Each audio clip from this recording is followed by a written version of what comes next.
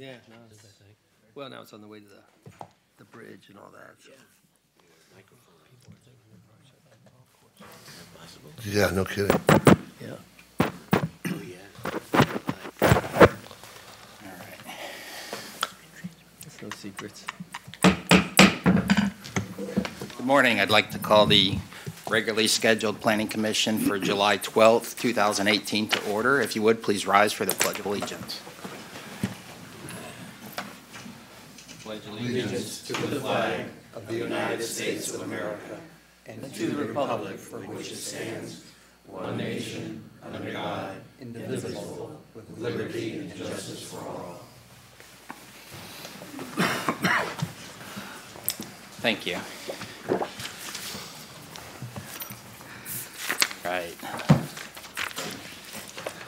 Ms. Tusing, have there been any changes to the agenda? Good morning, Commissioners. Margaret Tusing with Building and Development Services. And yes, there have been 3 changes to the agenda. The changes are for item number 3, which is PDPI 0911 GR, the Manatee County Southwest Water Reclamation Facility. It has been moved to presentation scheduled. And then there's also a revised title in a strike-through underlined format that is attached to the memo, and there's also public comment letters. Okay. Item number 4, PDR 1723ZP, Hollybrook of Bradenton, there's an additional zoning disclosure affidavit which is attached to the memo. Item number 5, Plan Development PDC 1732P, Retail at State Road 64 and Upper Manatee River Road. There's a revised recommended motion, additional specific approval for an alternative to Land Development Code Section 701.3.B.3.B to eliminate the required 15-foot wide perimeter buffer along the north boundary and additional stipulation D6, which is attached to the memo also. Thank you. Ms. Schenk, are there any revisions or No changes, comments? Mr. Chairman. Thank you. All right, we're going to move on to the next item. The next item is the minutes for June 14, 2018. Have you all had a chance to review those? Any comments, corrections, concerns, anything we need to note or change? Okay, the chair will consider a motion. Move to accept. Okay, we have a motion by Mr. DeLesline. Is there a second? I'll second. Mr. Ron, second. All those in favor vote aye. Aye. Opposed, like sign. Chair votes aye. Motion passes 6-0. All right, we're going to move on to citizen comments. This is your opportunity to come forward and make a statement on something that is not on today's agenda. If you have a comment regarding something on an application that is before us today, you'll have an opportunity when that application is being heard. But is there anything that is not on today's agenda if anybody wishes to come forward and speak on? Okay, seeing no one come forward, we're going to close the citizen comment portion and we're going to move on to consent. Not consent, the presentations upon request. And the first one is item number 3, which is being moved to scheduled presentation. So we're going to move to the next one. The next one is item number 4. Hollybrook. Ms. Tusing, can you please read Hollybrook into the record? Yes, sir. Item number 4 on the agenda is PDR 1723ZP, Hollybrook of Bradenton, which is a quasi-judicial public hearing. Oh, we haven't been sworn in yet, have we? We will. Okay, thank you. After you read it in. Ryan Todd is the planner. It's the rezone of an approximately 2.94 acre site generally located 450 feet north of the intersection of Oaks Boulevard and 59th Street West, commonly known as 1300 59th Street West, Bradenton, from RSF 4.5, which is residential single family, 4.5 dwelling units per acre, to the PDR, Plan Development Residential zoning district, and approving a preliminary site plan for an assisted living facility that may serve up to 105 residents. Okay, very good. And if you intend to speak on any matter today, please rise and be sworn in. We do have some legislative matters, but that don't require being sworn in, such as the wastewater. I think it's the wastewater treatment plant. No, we're all quasi. They're all quasi-judicial. So if you intend on speaking today, please rise to be sworn in. swear or affirm that the factual statements and factual representations which you are about to present to the board will be truthful and accurate? I do. Thank you. Okay, very good. All right, Mr. Todd. Good morning. Morning, Commissioners. Morning. For the record, my name is Ryan Todd. I'm a planner with Manatee County, and I have been sworn.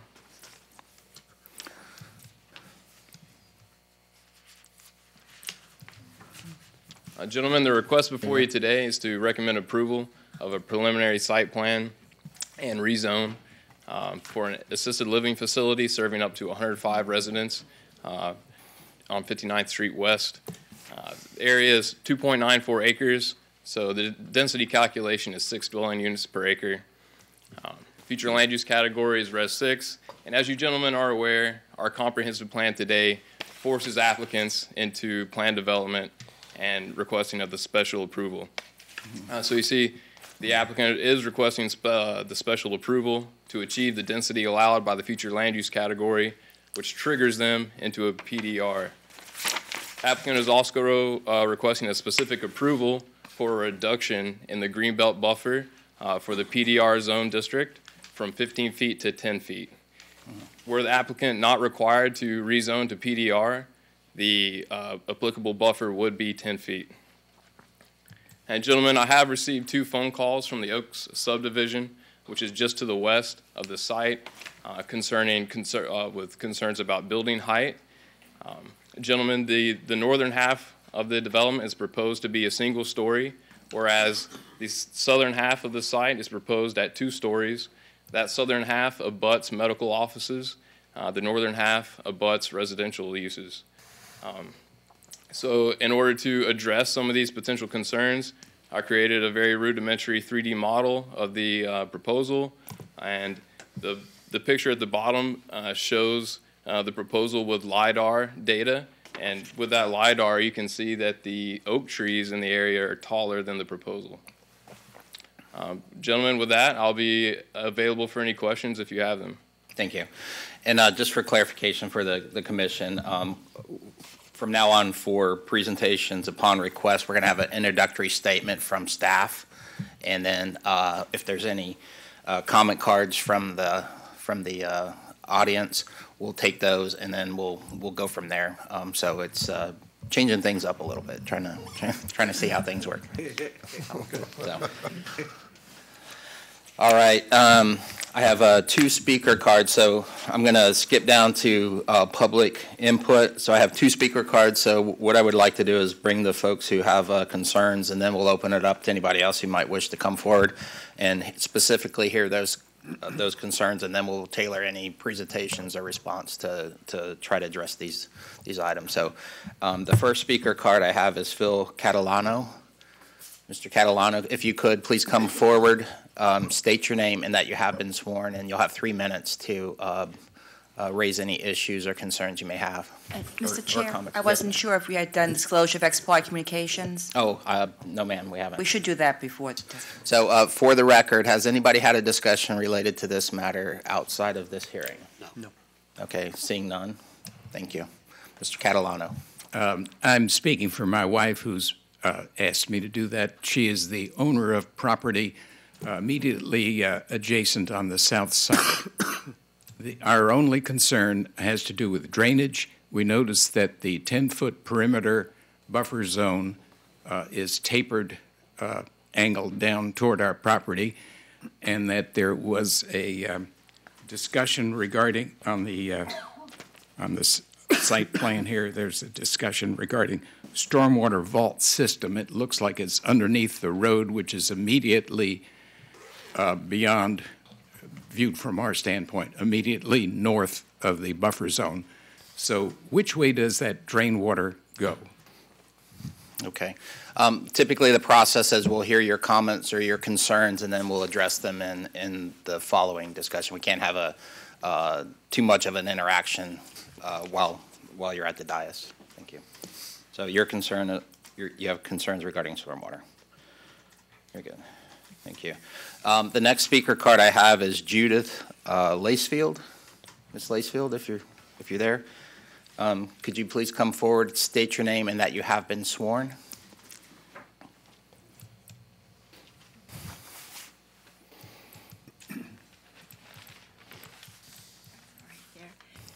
My name is Judith Lacefield.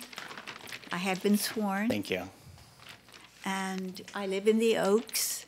And if you look on the map here at the bottom of which is the south end, you see a little green line jutting out that points right to my house. Yes, my house is just there. That's it. And my attraction, I've lived in the Oaks for 30-some years, and in this house, and what drew us there were the trees, and I have concern, now I'm not positive what a buffer zone is, but I assume it means the easement that belongs to the county or something that's between the property and the next person's property. Yes, ma'am. We can clarify what Okay, the thank you. intent of the buffer But is. I wanted to make sure, it's really important to me that trees be left. And I brought my own visual aid. Is that all right if I show It depends. Typically, when something's presented in a public forum in a hearing like this, it has to be provided to the clerk of the court as a record. Okay. I have 3 pictures that All right. show, okay, Yes, ma'am. Are you willing to give those to the clerk after? yes. Let's see, I've got, all right, here are the 3. Here are the 3. There we go. I wasn't sure there were all 3 in this one. I think it shows maybe a little more. Is that mine? Yes, ma'am. Okay. I was expecting yours to still be. And you can point at the picture on the Okay. well, overhead. The blue balloon. Ryan, help her out. Thank you. Okay.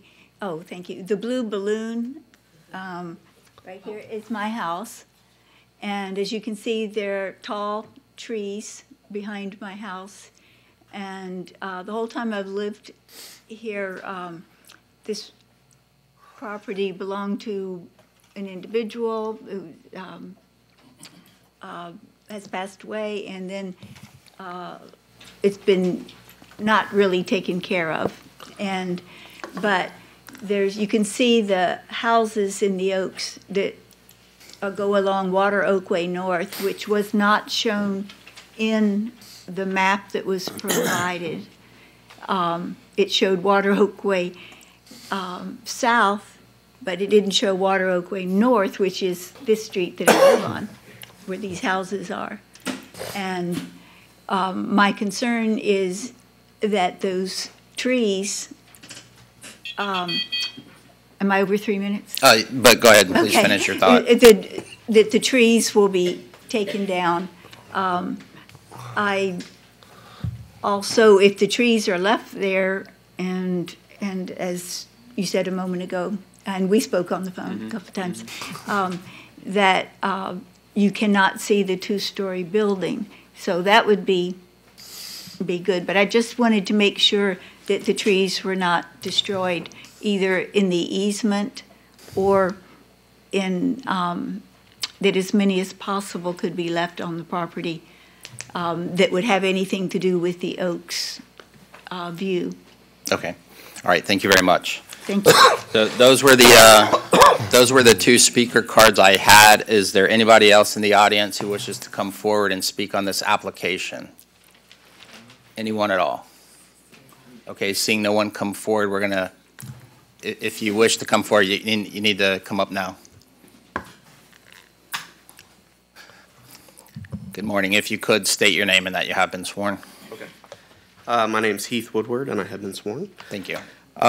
We live just north of the property in question, in the Spanish Park subdivision. And our house is the very northeast property there, right on the corner. Our concern is the green belt. We have 6 children. We've just moved into that house. And we're concerned that a road 10 feet from the back of our property is going to be an issue. We're kind of curious as to what the barriers are going to be that are going to be in place, if there's going to be a fence. So that's kind of where we're at. We're kind of interested in what that's going to be. Okay. Thank you. And again, we'll have the county staff and the applicant will have an opportunity to directly address some of these concerns. So, all right. Again, is there anybody else who wishes to come forward and speak on this application? Anyone at all? Okay. We're going to close the public comment portion of this hearing and go to staff. Let's start off with the stormwater concerns. Mr. Gerstenberger, can you confirm that this project, as most of the projects we see, is required to attenuate the stormwater? Mr. Chairman? Yes, ma'am. The applicant is available to respond to all of the questions that were raised, I think, and then we can confirm what they're saying, like with the vault system and everything. Right. This is a county standard, a state standard. So I was Right. just going to Okay. speak with Mr. Gerstenberger. I'll go into detail if the vaults and stuff with the applicant.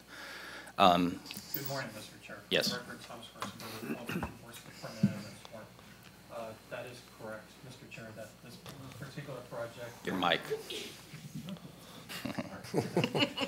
I'll start. You got to start. We got to start the whole thing all over. As I was alluding to, good morning, Mr. Chair and fellow commissioners. For the record, Thomas Gerstenberger, Public Works Department, and I have been sworn.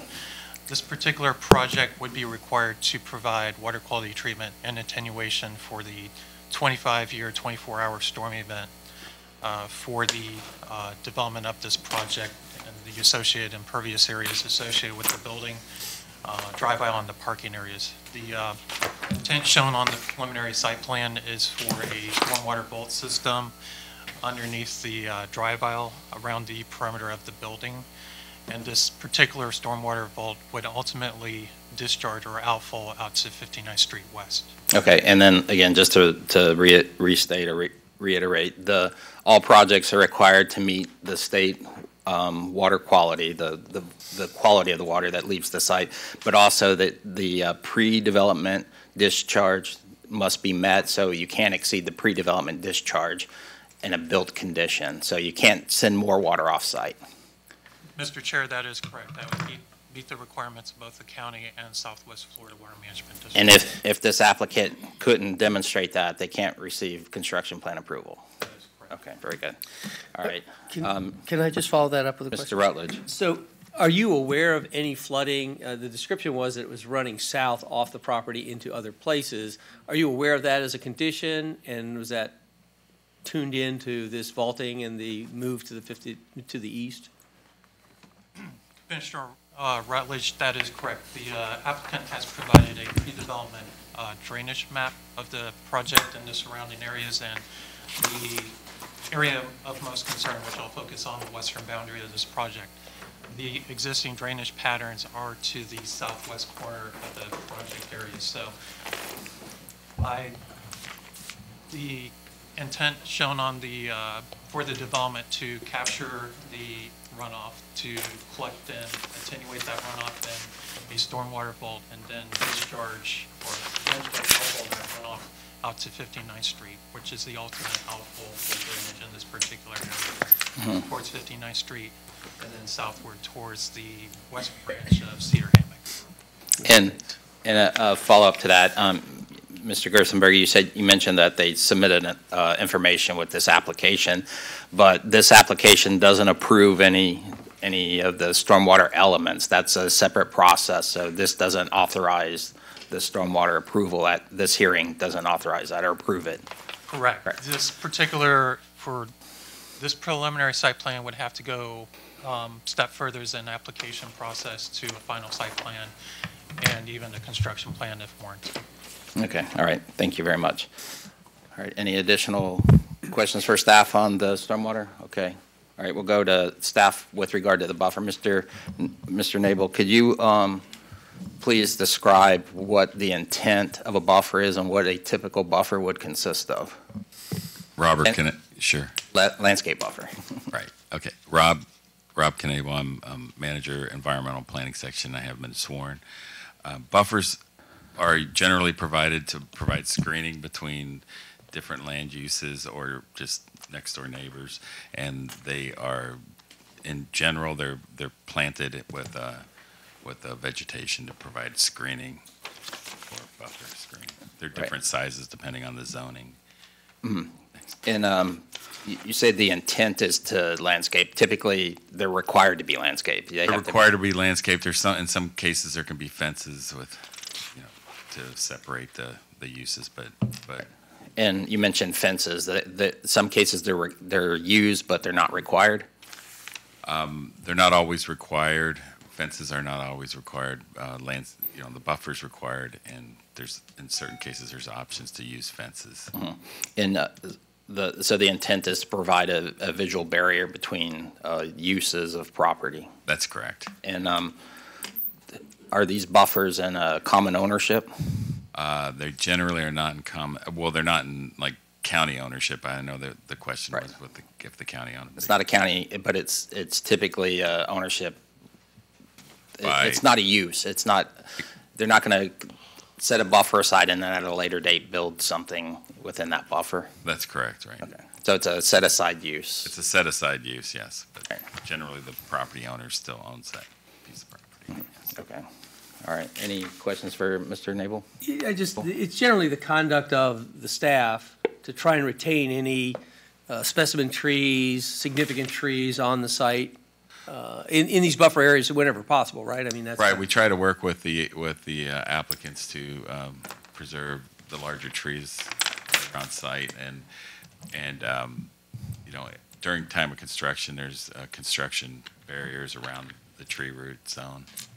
In my personal experience is they go pretty far to try and do that, don't they? I mean, the staff generally.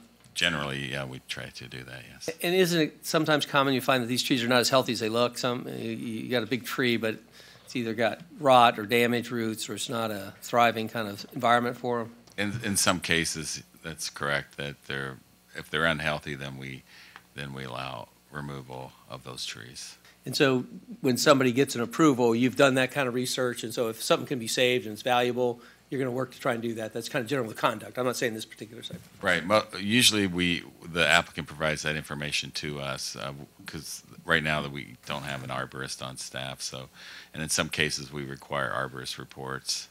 I've had that.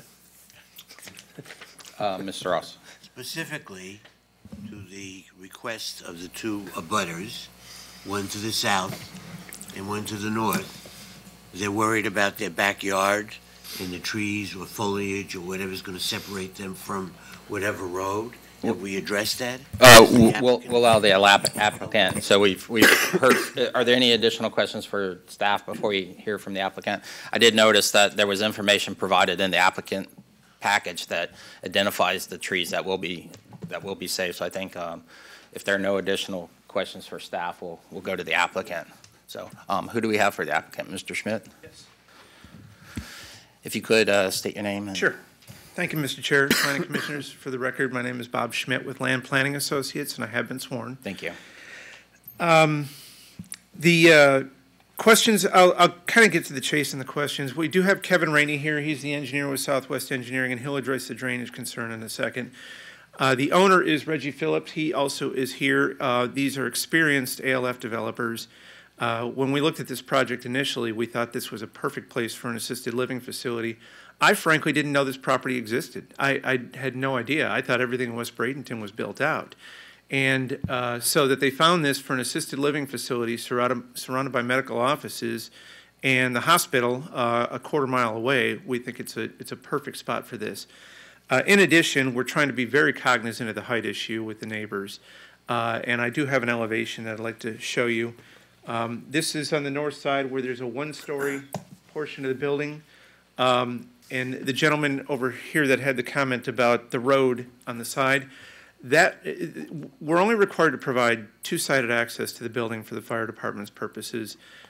We do have a loop road going around for employee parking, so it's not as though the road will be used a lot. It won't be used very much at all.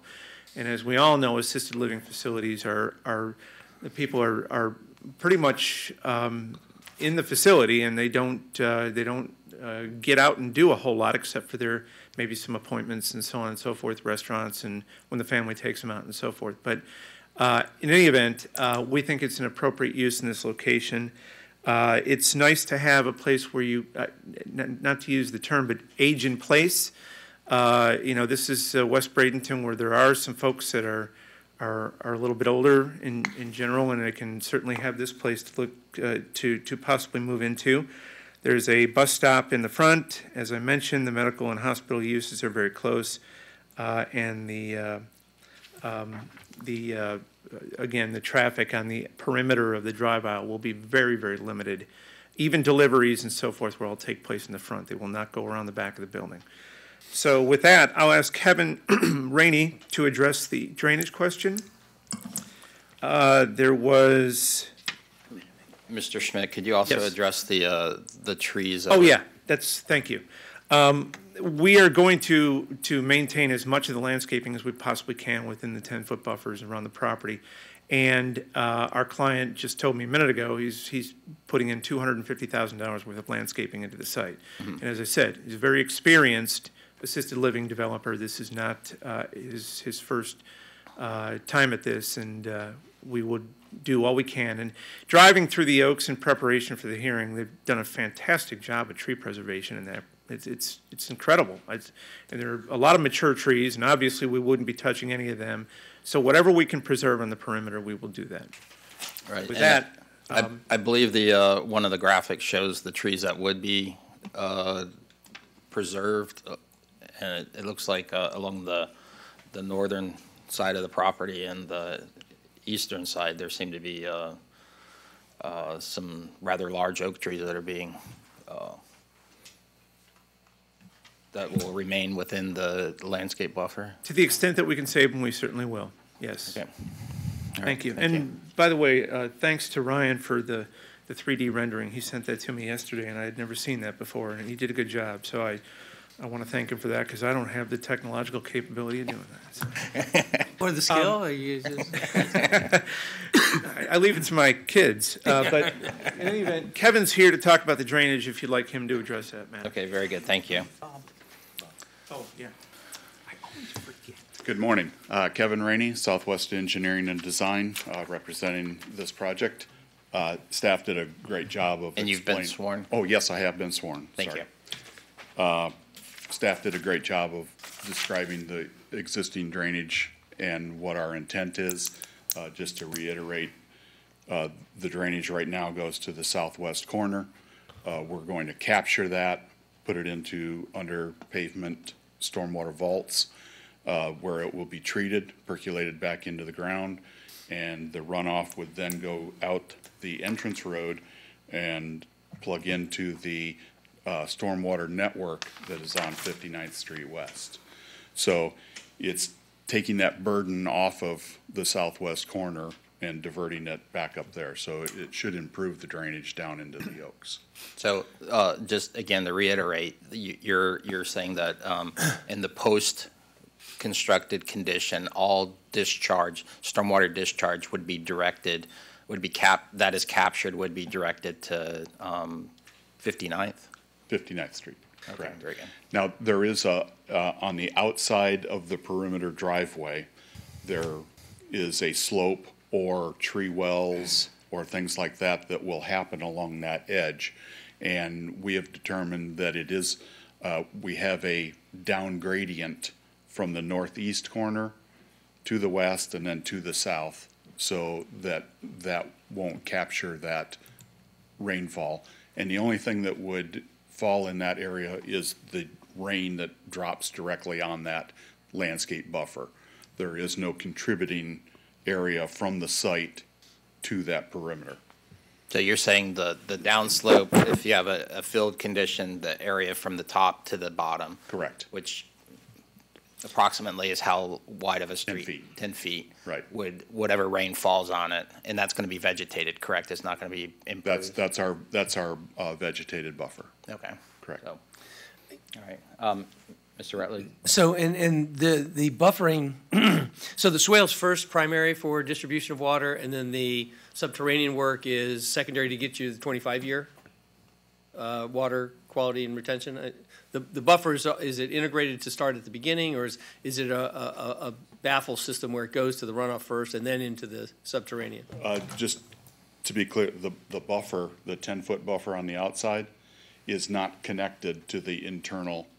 I meant the swale. I said buffer, I meant swale. The swale, is swale primary and then it goes to the subterranean? I'm trying to understand.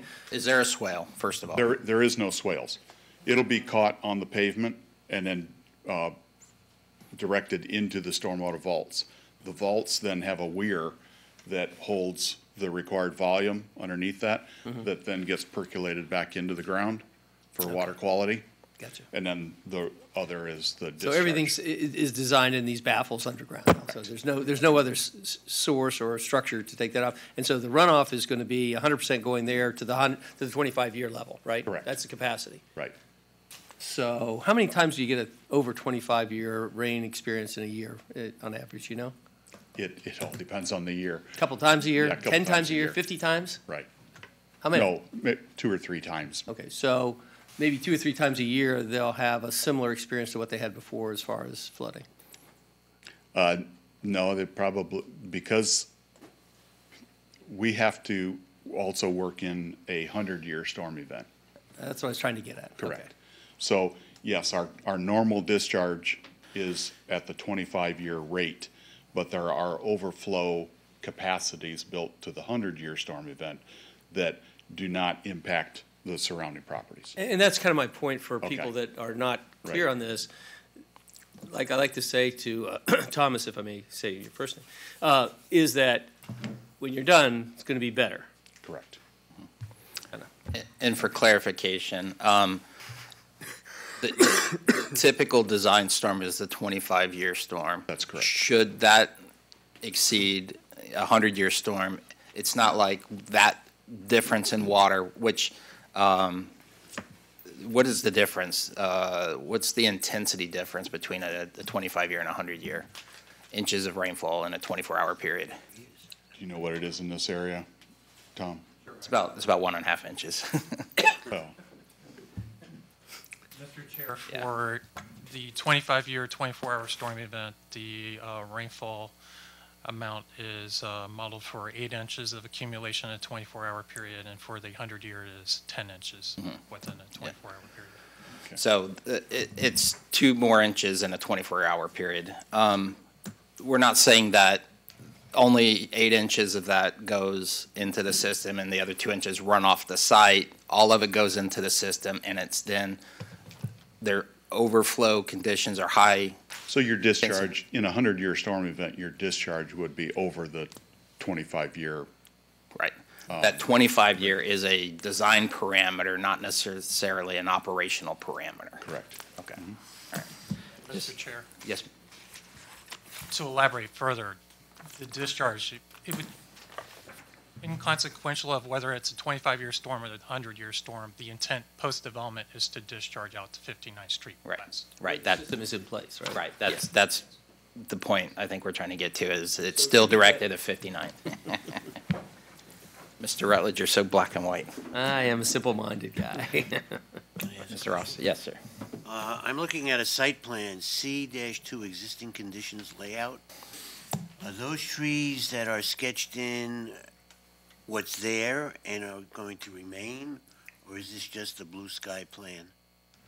The ones along the north perimeter. North and the south. And the south. It, west. actually, they go all the way around. We have identified specific trees that lie very close to the property line, that it is our intent to save those trees. We will use tree wells, retaining walls, whatever techniques will work with a arborist that has been recommended by our landscape designer to help work with us to to do the best we can to save those trees. All right, so if I come back in a year with this plan in my hand and I look around, this is what I'm gonna see, or better? No, this is the undeveloped site. The next sheet shows the trees that are going to be saved. I got it, thank you. Okay. All right. One additional question. Approximately how close would the edge of the drive on the north side, the edge of asphalt, be from the property boundary? 10 feet. 10 feet. And what's in between that 10 foot? The vegetated buffer, And what would you approximate the speed through that drive would be? 10 miles an hour. Okay. So It's a driveway. It's intended for staff parking to be able, because we had to add parking spaces around the building.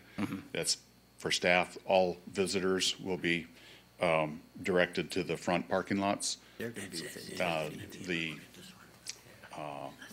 garbage pickup and service vehicles will all use the front entrance and then return back out and not use the perimeter road. And we've also discussed this with the fire department, and they don't need access around the whole building because it's all sprinkled. Right. Okay. All right. Any additional questions for the applicant? So, I'm not an engineer, as you can tell. So, when I look at this and I see the road that's on the backside for that access, it obviously runs into a ton of those trees, because your buffer is only 10 feet, so you're probably saving a whole row of those trees are going to get kind of wiped out.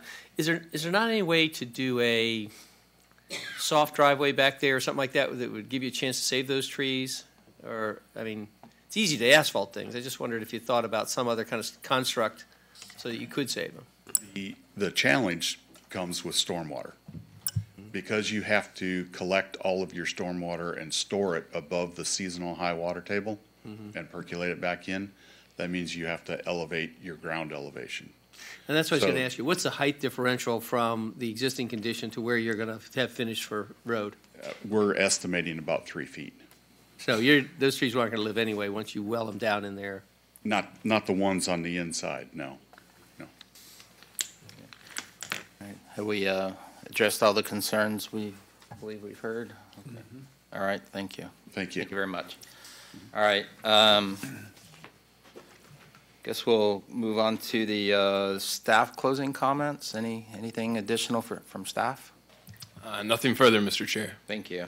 We'll offer the applicant opportunity to rebut anything that anything that came out in that brief staff comment.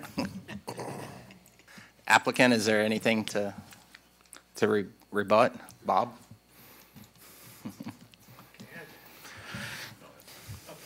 No, thank you, Mr. Chairman. I thought I was going to say something. Sit down. I thought you were going to say something too. All right, so we're going to close the public comment portion of the hearing and open it up for deliberation discussion. What's the pleasure of the board? I'm sorry, the commission. We're not a board. Anyone? I just struggle a little bit with it. The two things that I think are valuable. We love the Manatee area because of its foliage and its condition and all that when we all got here. And the idea that this is probably the right spot for this. The convenience to Blake and to the medical services and all that. My mom's in a assisted living and trying to find places that are convenient and all that. It's really a big challenge. So I'm kind of torn between it. And I've had this problem where we have this elevation difference. And you're trying to save the trees. And we built these, complicated, protected areas. And they're down in this well. And they don't live well. When you change the elevation 3 or 4 feet, these trees struggle with that differential. And it's kind of a difficult issue. So I kind of have two minds on this. I like the idea. I think we try and maintain as much as we can, but we also have this kind of, appropriate infill, which is, good urban planning calls for it. And there's not going to be much traffic. It's a good use for that. It could be apartments as an option, and that would be more demanding. So, I guess these are always the challenges. You do something, it changes it, but is this the best choice? I take back my comment. You're not black and white. You're a lot of gray. Hey, wait a minute. That's a comment about my. Okay. Currently, this is zoned RSF 4.5. The our responsibility is to see if this is consistent with the comprehensive plan and the land development code. If the applicant wanted to do single-family residential, they could do that right now. This is a different use. I think it's probably a more appropriate use in the area. It's on 59th, but there's not an obligation to save the trees, but they're making an effort. So I think that's something that has to be considered. The obligation, I think everybody acknowledges that you can't build a building without removing trees. You can't build a road without removing trees. And also hand in glove with that is you're never going to plant a tree that's as nice as the one that's you're probably removing. It's going to take some time. But again, there's not an obligation to save the trees, but there's an effort to that. So I think that mitigates the right to do this project is being established and the constraints of the right. And there's some give and take. I think the fact that they're trying to preserve as many of the trees as possible is a give here that mitigates the factor. That's just my opinion with regard to that. So any additional comments, concerns? Okay. Mr. Chair. Mr. Gillesline. I move to recommend approval of Manatee County Ordinance Number PDMU 17-22 ZMP. Very good. We have a motion. Is there a second? I'll second. Mr. Ron, second. All right, we'll call the matter to vote. All those in favor say aye. Aye. Aye. Opposed, like sign. Chair votes aye. Motion passes 6-0. Thank you. All right, so that was which item? Item number 4. We're going to go to item number 5, which is also a presentation upon request. So we'll go ahead and have staff make an introduction, and then we'll thank you. We'll see what comments or concerns they may be from the neighbors. Yes, good morning. Item number 5 on the agenda is PDC 1732 Key, retail at State Road 64 at Upper Manatee River Road. This is a quasi-judicial public hearing, and Rosina Leiter is the planner. This is for a preliminary site plan. The property is already zoned plan development commercial. A preliminary site plan for a 4,540 square foot commercial facility, a 2,140 square foot restaurant with drive-through, and 2,400 square foot retail area. The 1.23 acre site is zoned PDC, Plan Development Commercial, within the UF3, Urban Fringe 3 future land use category, and is located at the northeast corner of Upper Manatee River Road and State Road 64, approximately 250 feet east of Upper Manatee River Road on the north side of State Road 64 in Bradenton, and approving a schedule of uses as voluntary proffered by the applicant and attached as Exhibit B. Thank you. Thank you. All right, and for staff. Good morning, Rosina Leiter, by the staff, and I have been sworn. Thank you. In the document camera, we're going to place the location of the site. It's located 250 feet east of the Upper Manatee River Road and north of State Road 64.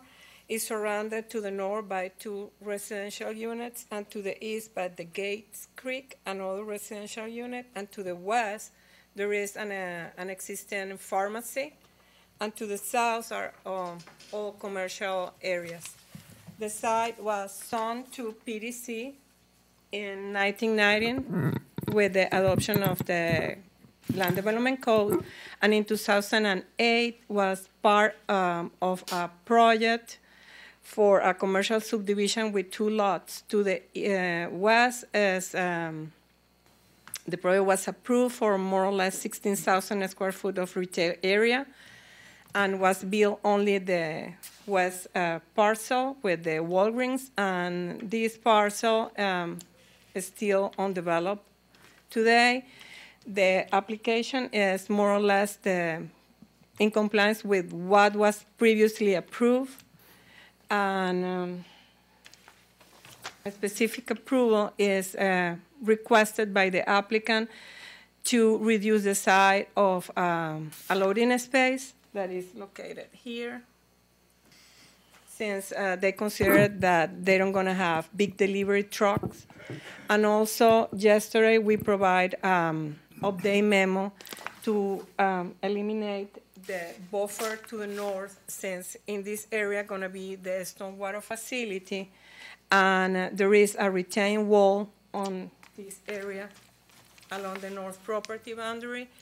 And the stipulation that we provide is to eliminate the buffer and instead to provide landscape buffer, use one of the options that is allowed in the land development code, that is provide a fence over the retaining wall. If you have any particular question, this use is in compliance with the comprehensive plan, and the floor area ratio is 0.08, and the maximum allowed is 0.23. And if you have any particular question, Right now, the only question I have, you said that we're special request to remove the loading zone. no, not to remove, to replace, to do the loading zone, but with a small side. Okay. Instead to have the regular side that is 15 by 35, reduce. use one of the parking spaces because they're not going to have big deliveries. And usually the deliveries for this kind of establishment are doing after hours, and there is a stipulation to control that too. Okay, understood. I see it now. It's just striping one of the parking spaces as a loading Yes. zone. Got it. Okay, thank you. All right, Mr. Rutledge. Just as a point of disclosure, I worked on this site as an opportunity a while back. I have some knowledge of this. I haven't had any particular discussion, but I'm active in that area. I just want to disclose that I'm not without knowledge of this particular site and the conduct there. I think having knowledge of it doesn't require recusal. Is that correct? No, but sort of like a site, disclosing a site visit, it's like disclosing ex parte, so. Wouldn't the site visit have to be with the intent of reviewing this application? Well, no, it's background knowledge that the board member brings to the table, so it's appropriate to disclose it. Okay. I use the Walgreens next door, so. And they've asked you to stop, by the way. All right. To that end, are there any additional ex parte disclosures, communications? Okay, thank you. All right, we're going to, again, this is a presentation upon request. We're going to go to the public comment portion of this hearing. I have one speaker card for this. So if Mr. Howard Duff, if you could please come forward and you'll have 3 minutes to raise your concerns or make your comments. My name is Howard Duff, and I have been sworn. Thank you. I live right behind where they're proposing to put this in, right behind the Walgreens. Myself and the two neighbors behind this property have had a water problem. I've been there 7 years, and it's been going on the whole time. My neighbor and myself have worked to try to get it to leave some, which it has gotten much better. But it's still a problem, even with the rain we had last night. Both our properties were lakefront. The most concern I have is going to be the additional traffic. We've just gotten, we got the Wawa coming on the corner.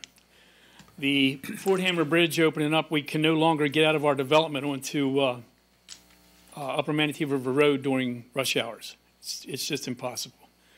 So in order for me to get out of my development, I volunteer going east down Lorraine Road at the animal shelter. But in order for me to get out of my development now, I have to go out 111th Street, which means I have to go across 5 lanes of traffic to make a U-turn to go there. If I want to go somewhere, even to get out, I've got to go that way because there's no getting out on Manatee River Road. So my concern is there's going to be an additional traffic. Plus, we've just got hit with the Cox Chevrolet dealerships going down the road at 117th Street, which they've already admitted is going to be at least 190 cars on a daily basis, not considering car carriers, supply trucks, mechanic sales, employees. So now we're going to put a fast food restaurant in here, which is going to develop more traffic on this corner. And on State Road 64, which is our only means of getting out of the development during rush hour right now. Plus, when they built the Wawa, all of us in that area had a problem with rodents coming from the farm that was there. That's just been taken care of a little bit. We finally starting to get that under control, and now here we're going to upset the apple cart again. My concern is that this was a very nice neighborhood, 20-some years old. It's a very nice neighborhood, very well kept. And I don't really see a need for a fast food restaurant on that corner since we have McDonald's across the street, Wawa's going to make food, Racetrack makes food, you have pizza shops in there, you have Subway, you have everything in the general area, and you just have a DQ that opened up on 64 and 170, and both are for sale. So it doesn't sound to me like it's something that's really needed in this area since the area is not really handling what's there now as far as fast food. There's plenty of places to go, and it's just going to make our life in this little development miserable because there's going to be more water. The stream's right there. What's going to happen to the stream? You know, the Cox Chevrolet dealer says they're going to have runoff going to the stream. Now we're going to have runoff going to the stream. And then what about the trash that's going to come from a fast food restaurant? Where's it going to go? In the stream. It's going to impact everybody in our development going on backwards down Upper Manatee River Road. Thank you very much. Thank you. Thank you. All right, that was the only speaker card I had for item number 5. Is there anybody else who wishes to come forward and speak on this? Anyone at all? Okay, I'm going to close the public comment portion of. You can't speak for, now. I'm sorry, you've already had your time. No, you can't. I'm sorry, you can't. This is considered public testimony, so you can't. Okay. All right. So we've had public comment. We've closed public comment. Let's go to staff. With regard to Gates Creek, that's an obvious regional conveyance. Mr. Gerstenberger, have there been any analysis performed with regard to that conveyance? Mr. Chair, with respect to Gates Creek, we do have a 25-year floodplain study on the creek system itself. That 25-year floodplain delineation does include a portion of this project area, and the applicant is requesting special approval for that encroachment within the 25-year floodplain. The project would be required to compensate for both the 25-year and the 100-year floodplain delineation, which is identified within the project area. And the project, as the Walgreens itself, there is a existing stormwater facility that was provided for the Walgreens adjacent to this particular project area. The existing stormwater facility would be modified to address stormwater attenuation and water quality for both the Walgreens and for this proposed development. So just so I understand, this site is the stormwater site for the Walgreens? Correct, yes. There was a stormwater pond, a shallow stormwater pond that was constructed with the Walgreens, associated with the permitting for the Walgreens, and that particular stormwater facility is being modified to address the runoff for both of these particular developments. Okay, and the compensation, would that compensation be within the stormwater?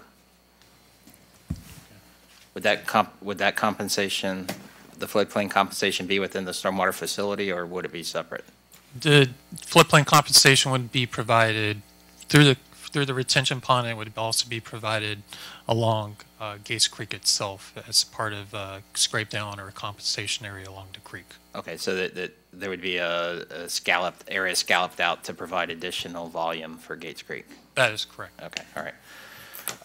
Any additional questions for staff before we go to the applicant to hear some of their comments? Chairman. Oh, Mr. Rhodes. One question for staff, Ms. Leidner. Just to get a time frame here, so I think you mentioned, and I think I read it, going back to, I think, 1990, this whole footprint that we're talking here on the corner was approved for commercial. Yes, it's correct. So it could have already had been built out, so to speak. It's but correct. Just by the way the economy went and the forecast of the building, the only one that got approved for building was the Walgreens. So we're not changing any codes of what could be allowed here. It was already approved 28 years ago. Let me show you the original plan that was approved. The zoning was approved in 1990 with the adoption of the Land Development Code, And in the document camera, you have the plan that was approved in 2008. And if you see to the left here is the Walgreens that is built, and here, from here to the east, is the parcel that is right now subject to develop. That was approved for 4,250 square foot of office bank. Okay. And with the new plan, the difference is that instead to have parking in this area, they have, if you see, the drive-through in this area, and the reconfiguration of the stormwater pond on the back. So it has been and currently is zoned for commercial? Yes, it's zoned for commercial and was previously approved for something pretty close to what is under consideration today. Okay, thank you. Good. Any additional questions for staff? Okay. All right, thank you, Rosina. Who do we have for the applicant? Mr. Schmidt. Good morning, Mr. Chairman. Good morning. For the record, Bob Schmidt with Land Planning Associates, and I have been sworn. Yes, for 28 years, this has been zoned for commercial. This is, again, where we talk about our land development code changes, and because we're saddled with plan development commercial, whatever we do requires a public hearing.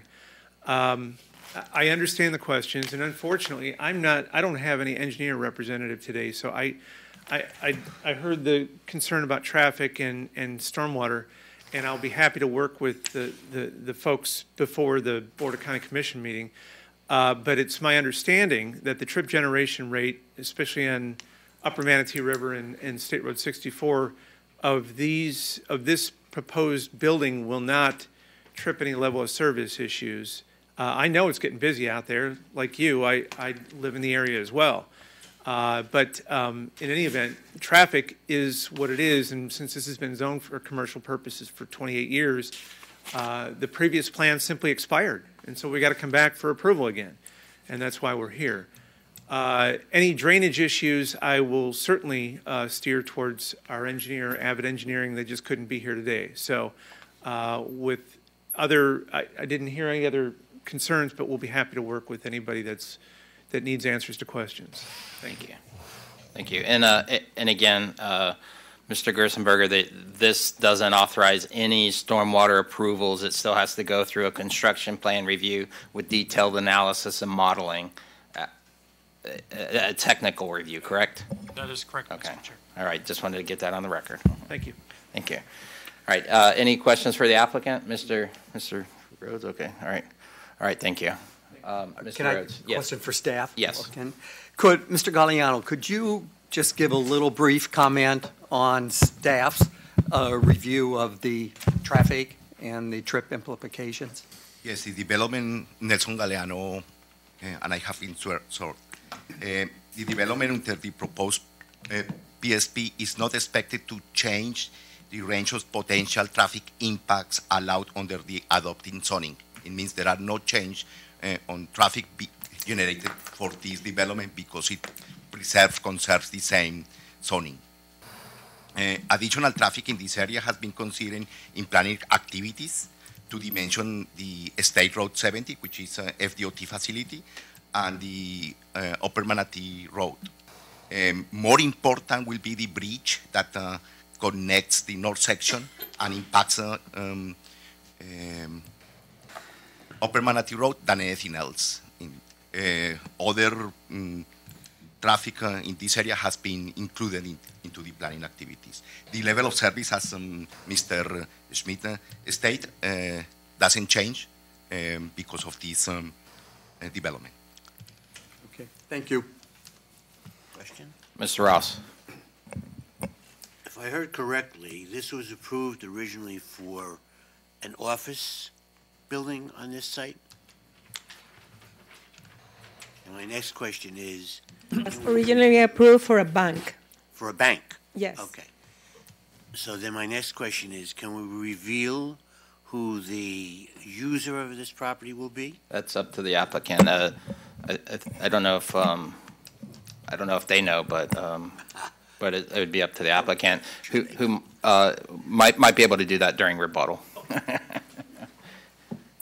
I'm concerned about, it's a driveway, it's a drive-through, and it's all gonna dump out on 64, which is currently a 4-lane road, 2 on each side, and the traffic light is that within 1,000 linear feet from the driveway? That, Mr. Galliano, the driveways for this site are existing, correct? Yes, sir. There are two access, one on Upper Manatee Road and the other on State Road 64. Okay, and currently they're used by the pharmacy? Excuse me, sir? Right. Currently they're being used by the pharmacy? Yes, sir. Okay, and you're stating that the traffic will not change with the drive-through restaurant? No, the traffic doesn't change on Upper Manatee and State Road 64.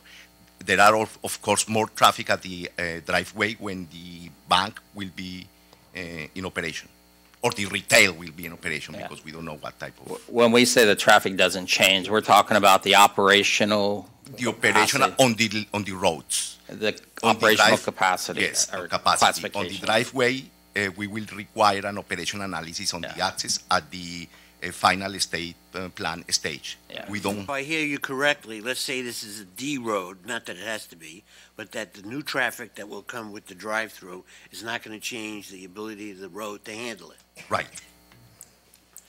Who did the study? There are no traffic study on this project because they defer concurrency. Okay. All right.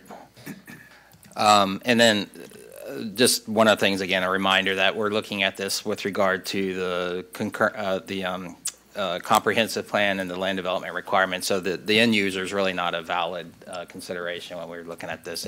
Although it would be interesting, so everybody could talk about it, but not valid in the decision. All right. Any additional questions for staff? I guess staff closing comments? I don't have anything else unless you have any particular question. Okay, Mr. Schmidt, do you have a rebuttal and wish to disclose the? Yes, Mr. Chairman. I asked my applicant if he was okay if I said something, and I think it's reflected on the plans. But there are 2 retail spaces, and one is proposed for a Dunkin' Donuts. Now, of course, that can change. I mean, that lease could expire after 1 year, and out they go, and in comes somebody else, as long as it's allowed in that zoning district. But obviously, there's a market here for morning commuters to come and get a cup of coffee. So that's who his current one of the users would be. And I put it on the record, but I don't want to be committed to that because I don't know how long that's going to last. I have no idea. And again, acknowledgement is it's not a consideration with regard to the rights that are being discussed with regard to the property. Thank you. Thank you. I think, Mr. Chairman, they want to know if you'll also go there. I don't eat donuts. What are you saying? Just asking the question. All right. Any additional information required for the hearing? I wonder. I don't know if it's we've already had a rebuttal, so it's deliberation or No deliberation. So, all right. Any discussion, deliberation, comments, concerns regarding this application? Anybody? I'll make a motion. All right, Mr. Rhodes. I'll make a motion to accept the revised recommendation proposed by staff. Okay, we have a motion. Is there a second? I'll second. Mr. Ron, second.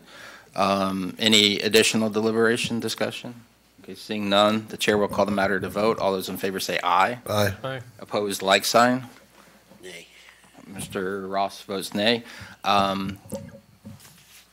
Chair votes aye. Motion passes 5-1. Mr. Ross, just for the record, what is the consideration for the? I don't know who's going to own this. It's always going to be, well, I shouldn't say always, but it was supposed to be a bank. That's a different traffic situation. This is a larger traffic situation. Whether we address it or the Board of County Commissioners addresses it, but somebody needs to address it. That's it. Okay, thank you. And just for clarification, should the matter be questioned outside of the Planning Commission or the Board of County Commissioner? I'm trying to get the maybe the differing opinions on the record so it's clear to everybody instead of somebody having to presume something. So it's not. It's typically just a point of clarification. So thank you very much. All right, that's item number 5, correct? Correct. All right. We're going to move on to item number 6, which again is presentations upon request, which I do not have a speaker card for, so maybe this one will be a little bit quicker.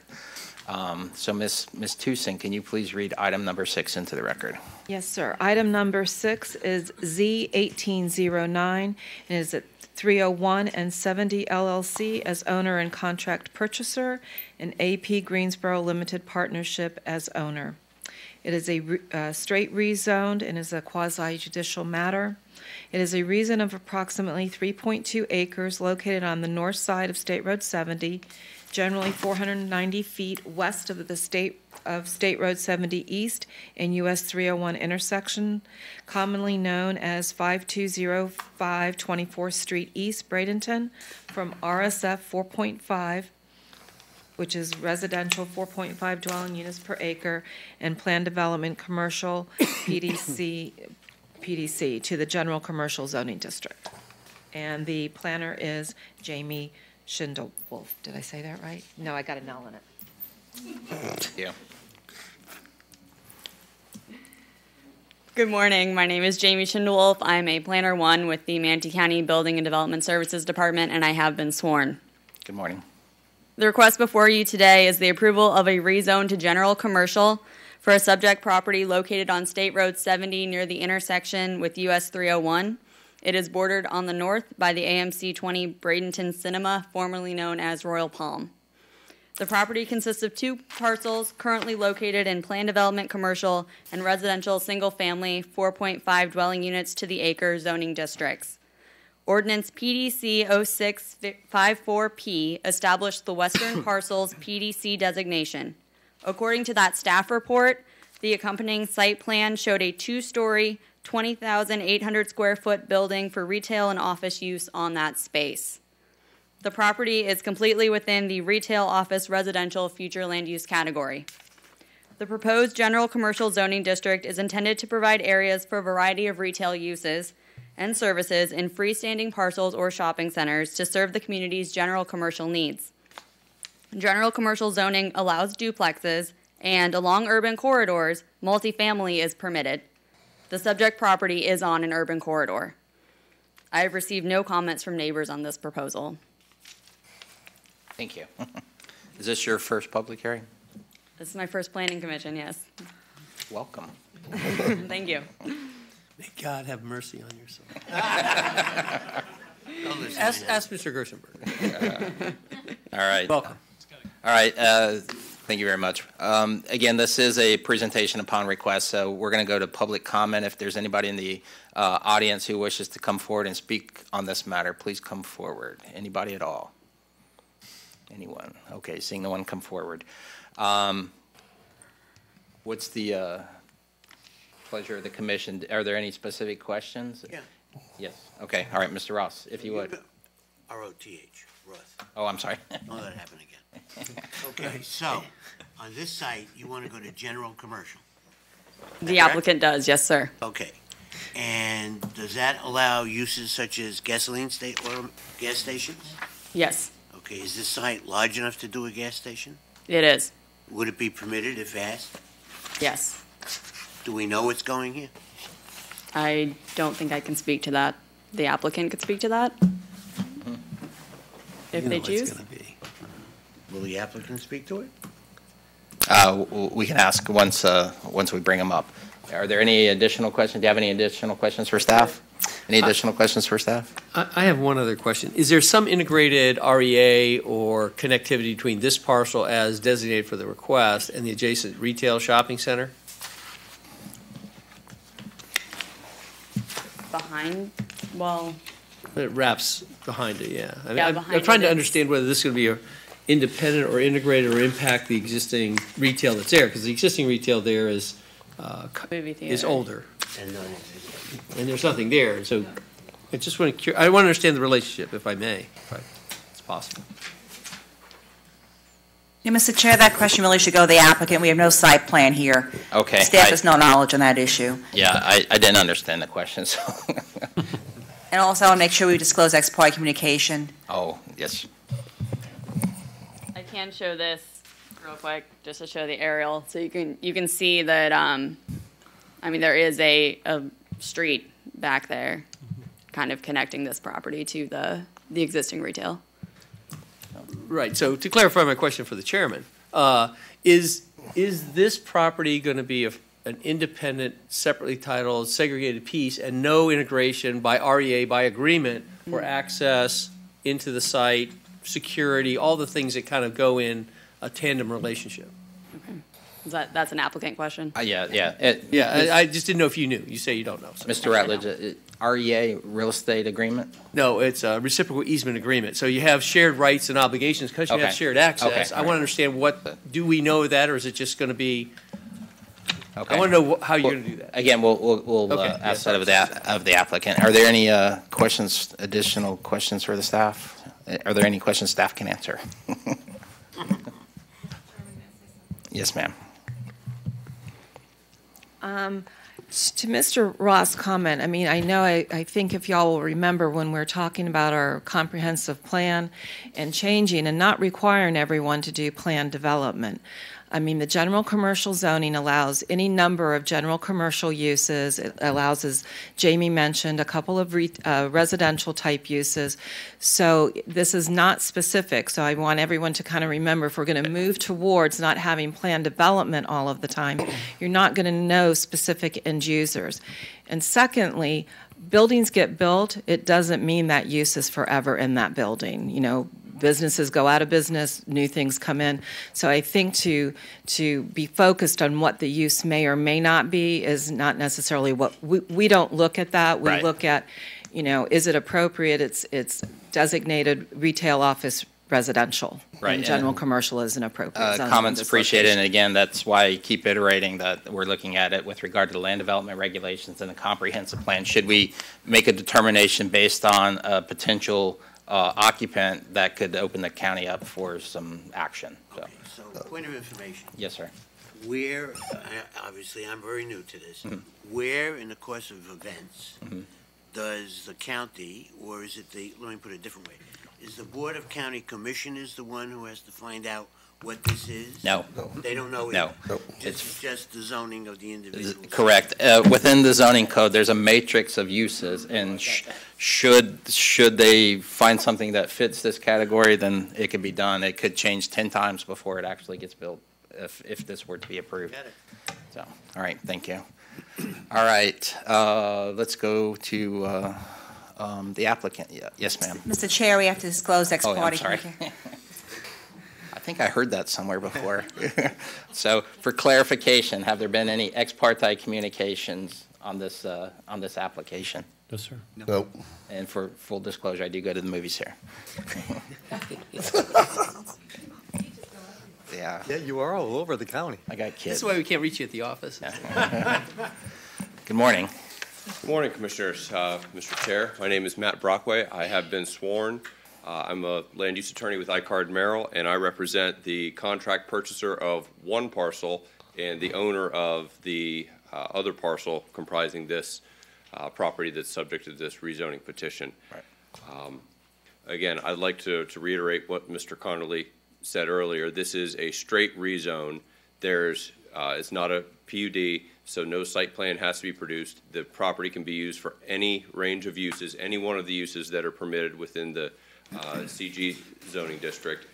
It's no secret that the eastern portion of this property is proposed and contemplated to be used as a future 7-Eleven convenience store. That was on the traffic impact statement that was submitted to the county and is in the agenda. So there's no hiding the ball there.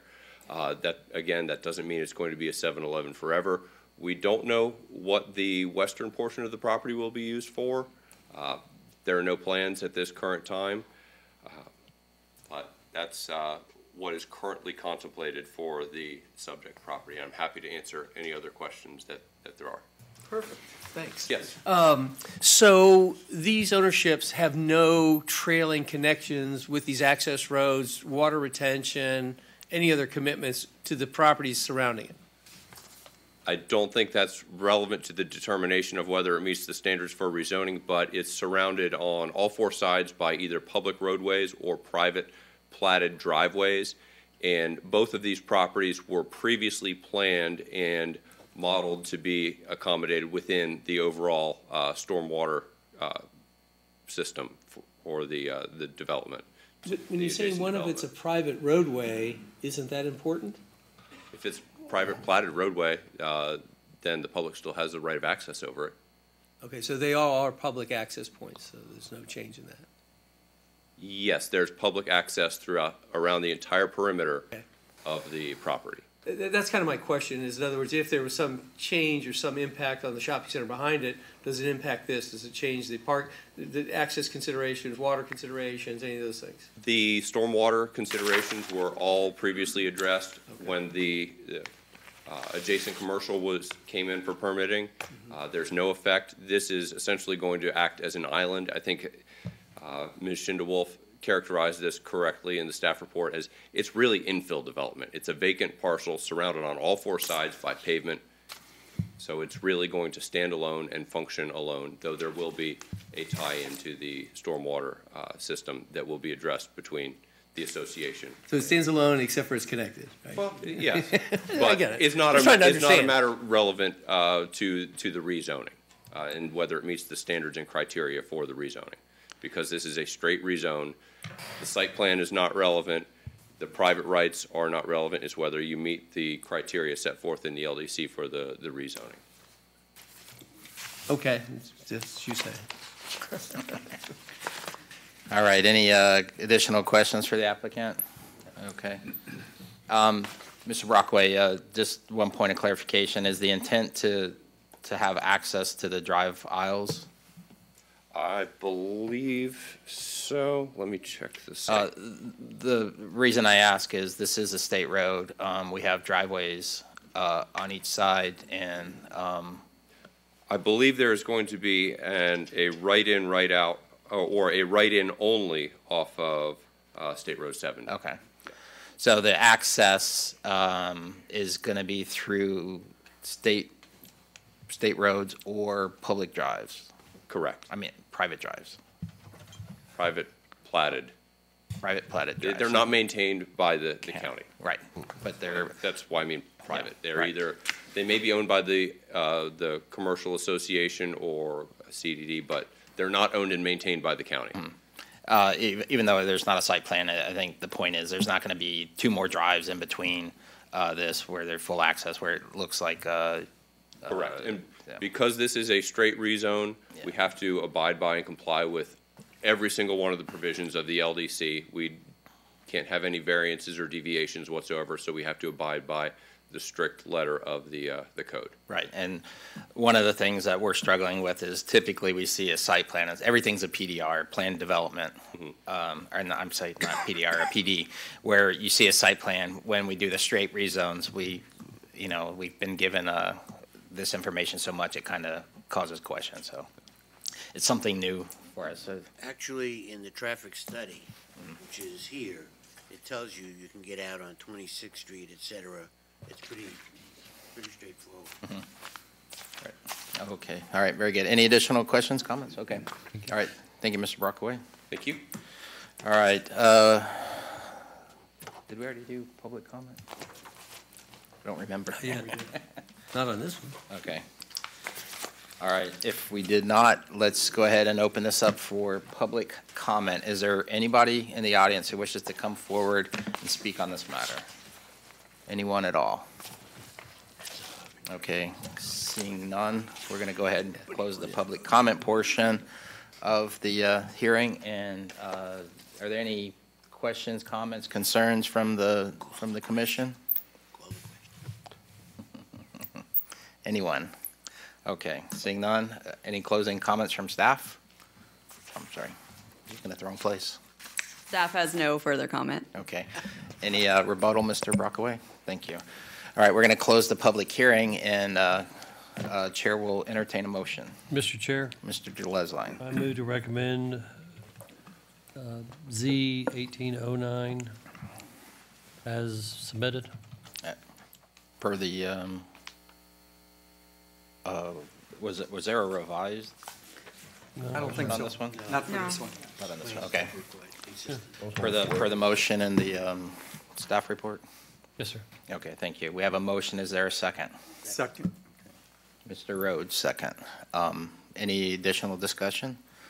All right, Chair will call the matter to vote. All those in favor say aye. Aye. Opposed, like sign. Chair votes aye. Motion passes 6-0. Thank you. All right. Now we're moving on to the full presentations, right? Yes, sir. So the first one is one that was previously a presentation upon request, item number 3. We're going to do a full presentation. So before we get started, have there been any ex parte communications regarding this application? No. Okay. All right. Ms. Tucson, can you please read the item into the record? Yes, sir. Good morning. It's item number 3 on the agenda. It's PDPI 0911 GR Manatee County Southwest Water Reclamation Facility. It is a quasi-judicial hearing, and Barney Salmon is the planner. It is a revised general development plan for the replacement of the existing headworks equipment and future expansion, which is for capacity improvements, not expanding the land area that is part of the wastewater treatment plant of the Manatee County Southwest Water Reclamation Facility to include 2 40,212-gallon flow equalization tanks, a covered 10,500-gallon anoxic basin, 2 18,432-gallon aeration basins, 3,200 square feet of a recharge well building, 1,488 square feet of a storage area with associated roadway, concrete slabs, and pumps on a site of approximately 69 acres out of the total 363.2 acres, which includes the municipal golf course, and it is located at 5101 65th Street West. We had a lot of public comment, and I think a lot of people were under the impression that we were proposing to expand the wastewater treatment facility. We are not. Yes. Again, for clarification, we're not changing the footprint of the plant, we're replacing equipment. Yes. So why does this have to come to the planning and zoning, through a planning and zoning hearing to replace equipment? They are zone plan development, PDPI public interest, and the reason that they're coming to a public hearing is because they're adding additional equipment that will increase their capacity. Right, they have the plant. Is it because they have a binding plan or a plan that was approved with the original? They've had a plan that was approved in 2009, but since that time, technology's changed, different things. Jeff Goodwin from the Deputy Director of Utilities is here, and he can explain. But a lot of the things they're proposing to add to the existing area of the facility. It is not encroaching upon the golf course. This shows, I don't know, this one might be better. This is where the existing plant facility is. Right. This is owned by Parks and Rec. This is the golf course. None of those boundaries are changing. The reason the notice goes out as it does is because the parcel ID numbers that are provided by the owner, which is Manatee County, includes all of the parcel that is in blue. Right. So it includes the golf course as well as the water reclamation facility. Right. And as I said, Mr. Goodwin is here to answer any specific questions regarding the use. One additional question or clarification. So this is essentially a revision to the plan to add equipment to it. We're not changing the footprint, we're increasing the capacity or operation of the facility, but we're not changing the boundary of the facility. You're not changing the boundary of where the facility is now. All right, just want to make sure everybody understands clearly why we're here. Thank you. So, all right, very good. All right, we're gonna Typically, we would have an applicant presentation, but the county's the applicant, so. Good morning, Mr.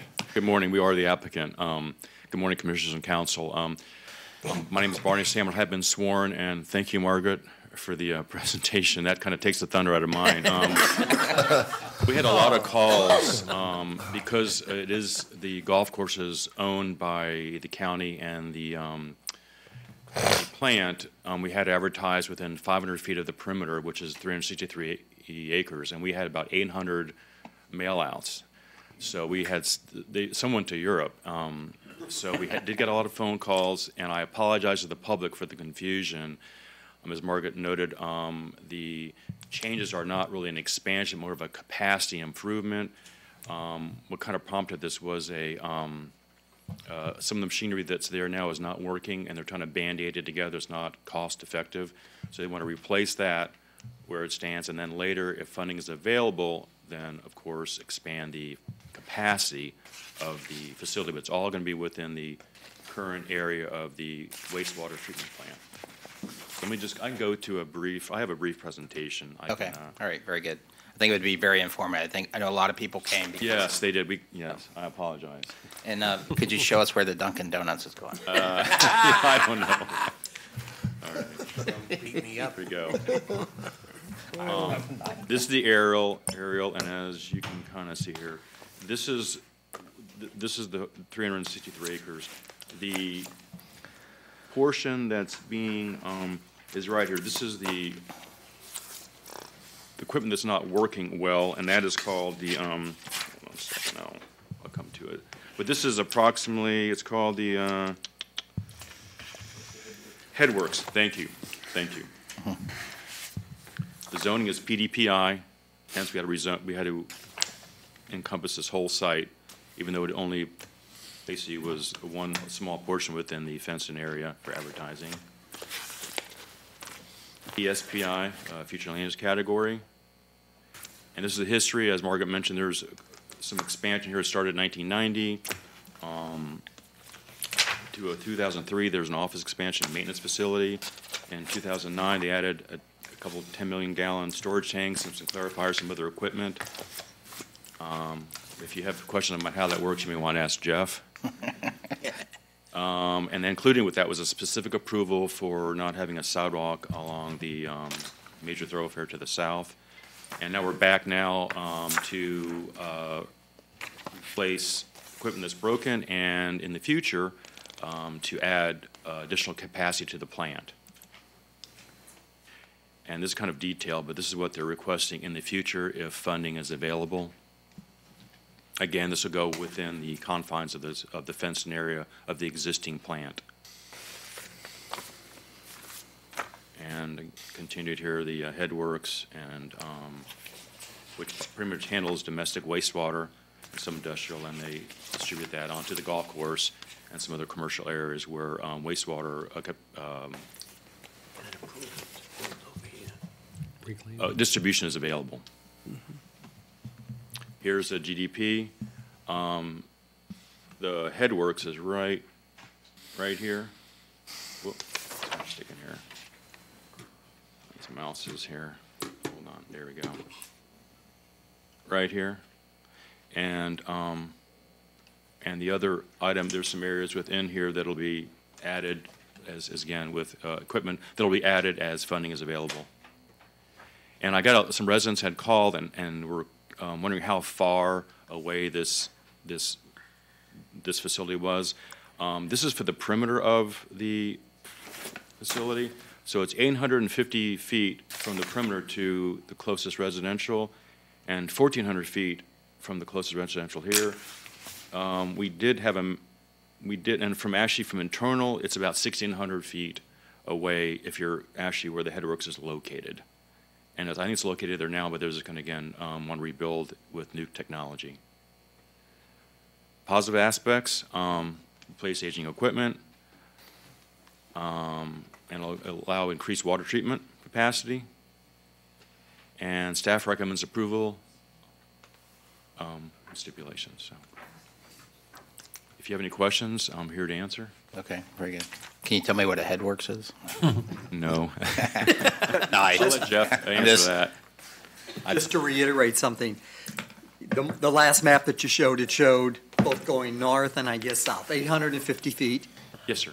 and then the other one was 1,400 feet. Yes, sir. And that's currently the way it exists. Yes, sir. And that is not going to change if the action today is taken. Yes, sir. It's all staying within that area.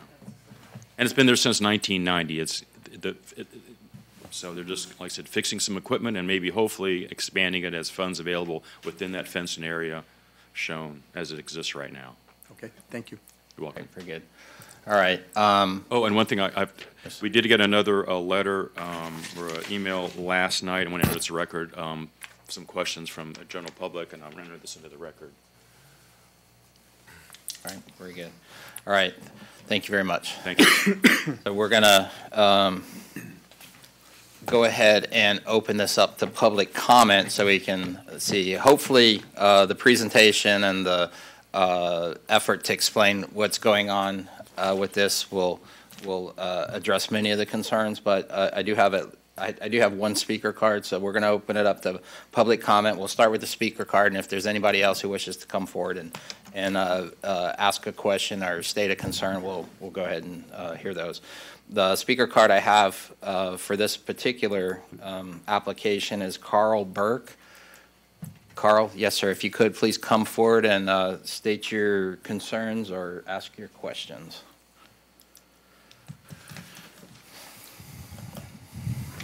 Yes, my name is Carl Burke. I am a resident owner at Timber Creek Subdivision.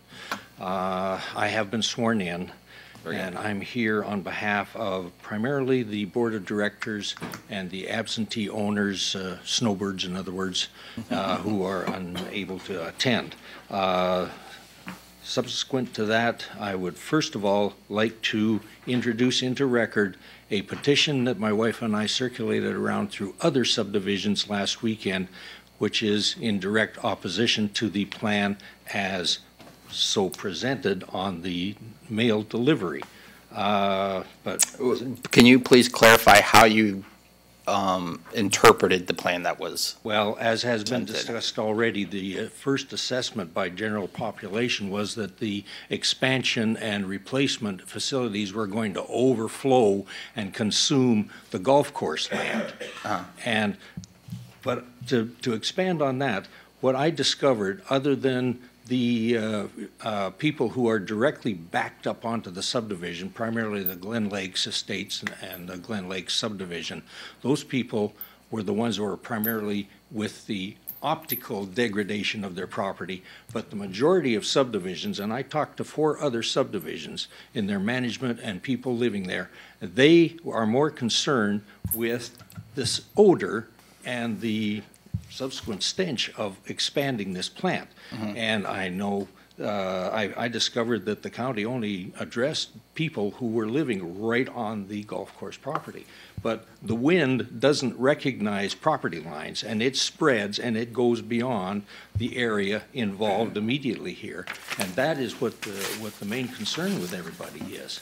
And anyways, before I get too far, can I give you this list of names? Okay. 3 minutes, okay, wow. That's all right. Don't worry about the clock. This is a matter I think everybody has an interest in, so we'll... Okay, now something else I came across last night, a little on the side, but pertaining directly to this meeting, on the county website. I was looking for some information, and I accidentally got into another tab, and it was talking about the minutes of this meeting. Now, this was last night, yesterday, the 11th, about today's meeting on the 12th, and unless Mr. Salmon has devised a wondrous alchemy recipe for turning raw sewage into crystal balls, I'd like to know how come it's already assumed that this is approved as is. If you could provide that to the clerk, that'll be entered into the record. Yeah, it's a page right off your website, and right down here, recommended motions, and it goes on to describe the. Oh, I'm sorry, that's a recommended motion. It says recommended. Yeah, recommended, and it says right down here, I move to recommend approval of the Manatee County, blah, blah, blah, blah, blah. Right, all right, for clarification, every application that comes through, it's vetted by staff. If staff says it meets all the criteria, they draft a motion. If staff recommends approval, then it says, I recommend approval. If staff recommends denial, it'll say denial. It's a staff recommendation. It doesn't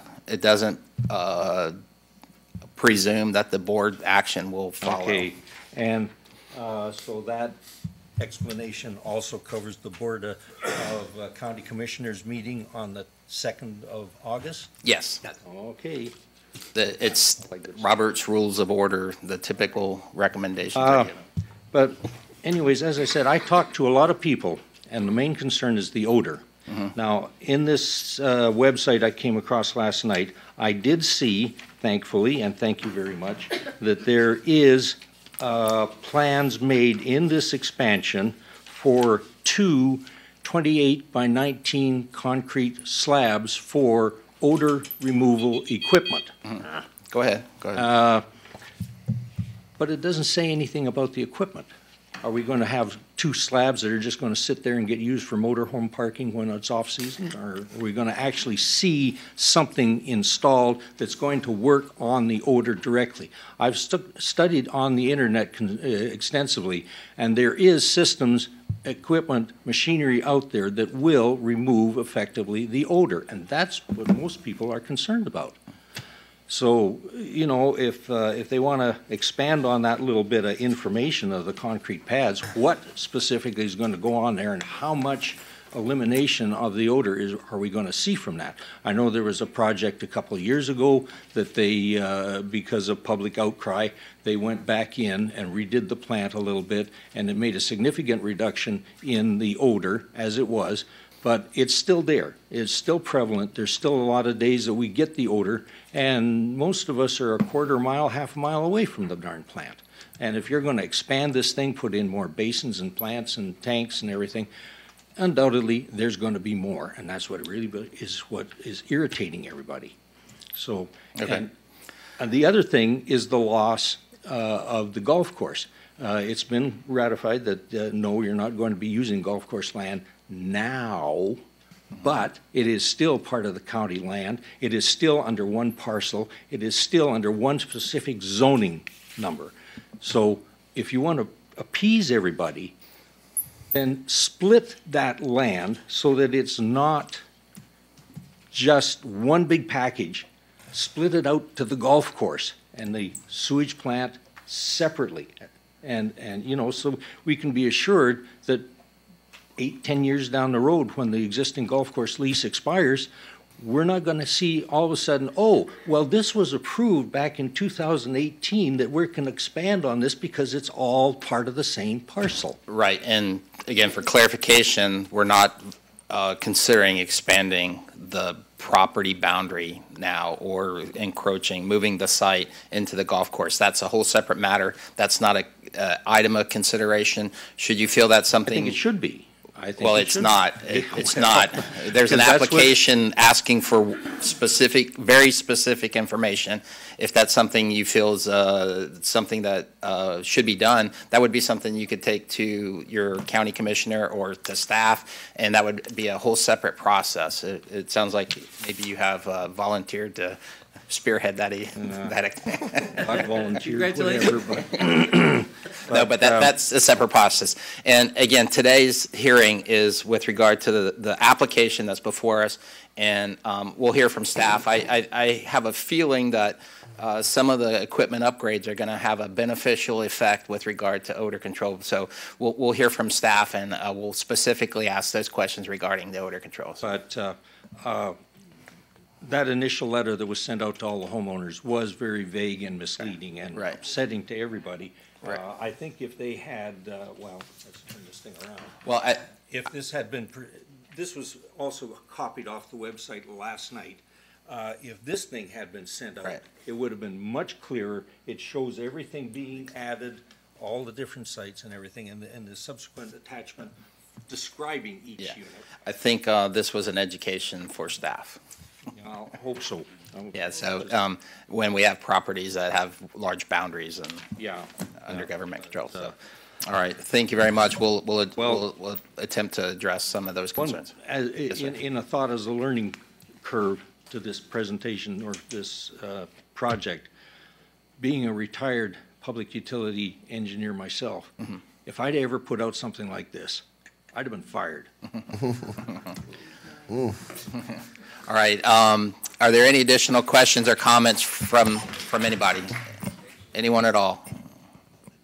Mr. Chair, I Yes, just ma'am. wanted to note for the record that the Plan Commission does not consider odors. There is a section in the Plan of Public Interest about adverse impacts. With the adverse impacts, the Plan Commission considers what we regulate in the comprehensive plan, the LDC, traffic, buffering, and many of the matters you often discuss, stormwater.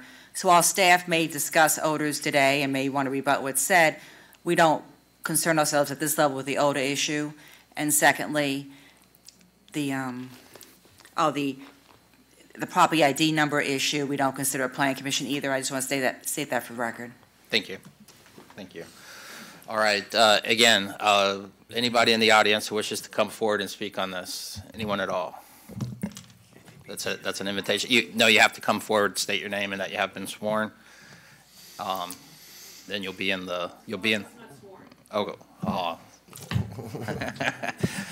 You can still speak, but we'll have to swear you in. And then for the record, if anybody else wishes to speak, please rise to be sworn in. Anyone? You're the only one. Go ahead. You swear or affirm that the factual statements and factual representations which you're about to present to the Planning Commission will be truthful and accurate? I do. Good morning. Good morning. I just have one question. Can you state your name, please? Oh, I'm sorry. My name is Claudia Cassidy Burke, and I have been sworn in. Thank you. I have just one question to ask from the conversation that was just mentioned. If you don't discuss the odor issue, where do we take it to? Who does discuss the odor issue? You're telling me that's not a part of the presentation today? For clarification, this body is an advisory body. It's the intent is to look at the compliance with the land development regulations and the comprehensive plan. If there's something that falls outside of those documents, that would be something the county commissioners, if they have a contingency, or not a contingency, what is it called? Voters, the voters. Yeah, They'll Yeah, basically, Mr. Chairman, the county commission has two hats on. Yeah. One is, in the land use authority, they review what you review, consisting of the council plan and LDC. Then, as the owner or operator of a facility, they can review operational details such as hours of operation, truck traffic, odors, and all that. Right. So it's not appropriate for them to try to deny their own application based on odor. In a land use context, it's more, they would focus on their proprietary property owner aspect. Right. Our focus is very narrow. It's compliance with two documents. Okay, thank you. It's been very interesting. This is my first time here. Thank you. Thank you. It's my first time, too. First time today, huh? All right, anybody else? All right, seeing the one come forward, we're going to close the public comment. He's already spoke. I'm sorry, you've already spoke. I think we got a pretty good idea of your concerns. Well, we have to have it on the record, so we're going to close the public comment portion, and we're going to go to, I guess, staff, whoever might be. Mr. Goodwin, I think you might be somebody that can address some of the concerns that were brought up. I think we've tried to reemphasize that this is essentially within the same footprint of the facility that is currently operating, but the intent of this plan is to update, place equipment on the site that would then provide some benefit to the operation. Can you explain how this is going to be beneficial? Why should we agree to this? Sure. Jeff Goodwin, Deputy Director of Utilities. I have been sworn. So the first project that is being discussed is a headworks replacement. Headworks is the initial treatment process, and it is a source of a lot of the odor issues that we get complaints about. So one of the things that we do whenever we replace equipment is we look at the latest technologies to ensure that we're getting the best levels of service for the citizens. So we should see significant improvements once that project is completed. The second involves a couple of equalization tanks that will replace an existing tank in the very same vicinity where it stands now. The rest are strictly anticipatory, depending on increases in flows or regulatory changes. We're just trying to get them on the site plan so that we don't have to go through the process further down the road should those equipments be needed. Again, I want to reemphasize and reiterate, we're not touching the golf course. The way that the application reads shows all of the proposed structures, again, within the fenced boundary of the current facility site. We're not getting any closer to any of the residential areas. The same buffers exist and will continue to exist as per the application. And I'll try to answer anything else you might have. Okay. There was a question that came up that increasing capacity would have the potential decreasing odor. Is it your understanding, you're a technical expert, that the improvements with the headwork is going to have a positive effect, whereas increasing capacity, the odor is mitigated. I don't even know that you would increase. It's still coming through the same pipe. And just to be clear, there is no current need to improve or increase capacity at that site. Okay. We have other ways to address a need to increase capacity. For example, re-rating the facility based on recent improvements. The headworks replacement is strictly an operational improvement, and it's replacing aging infrastructure, again, with newer technologies that address amongst a lot of other things, odor control. Right. So we should see an improvement in our odor complaints once that's in place. It does not address any capacity increases. Again, we look at these needs to improve capacity at the plant on a regular basis, and none of the current CIP projects that we're discussing are to address improvements in capacity. The other structures that we've added to the GDP are in anticipation outside of our 5-year planning period in case those become necessary.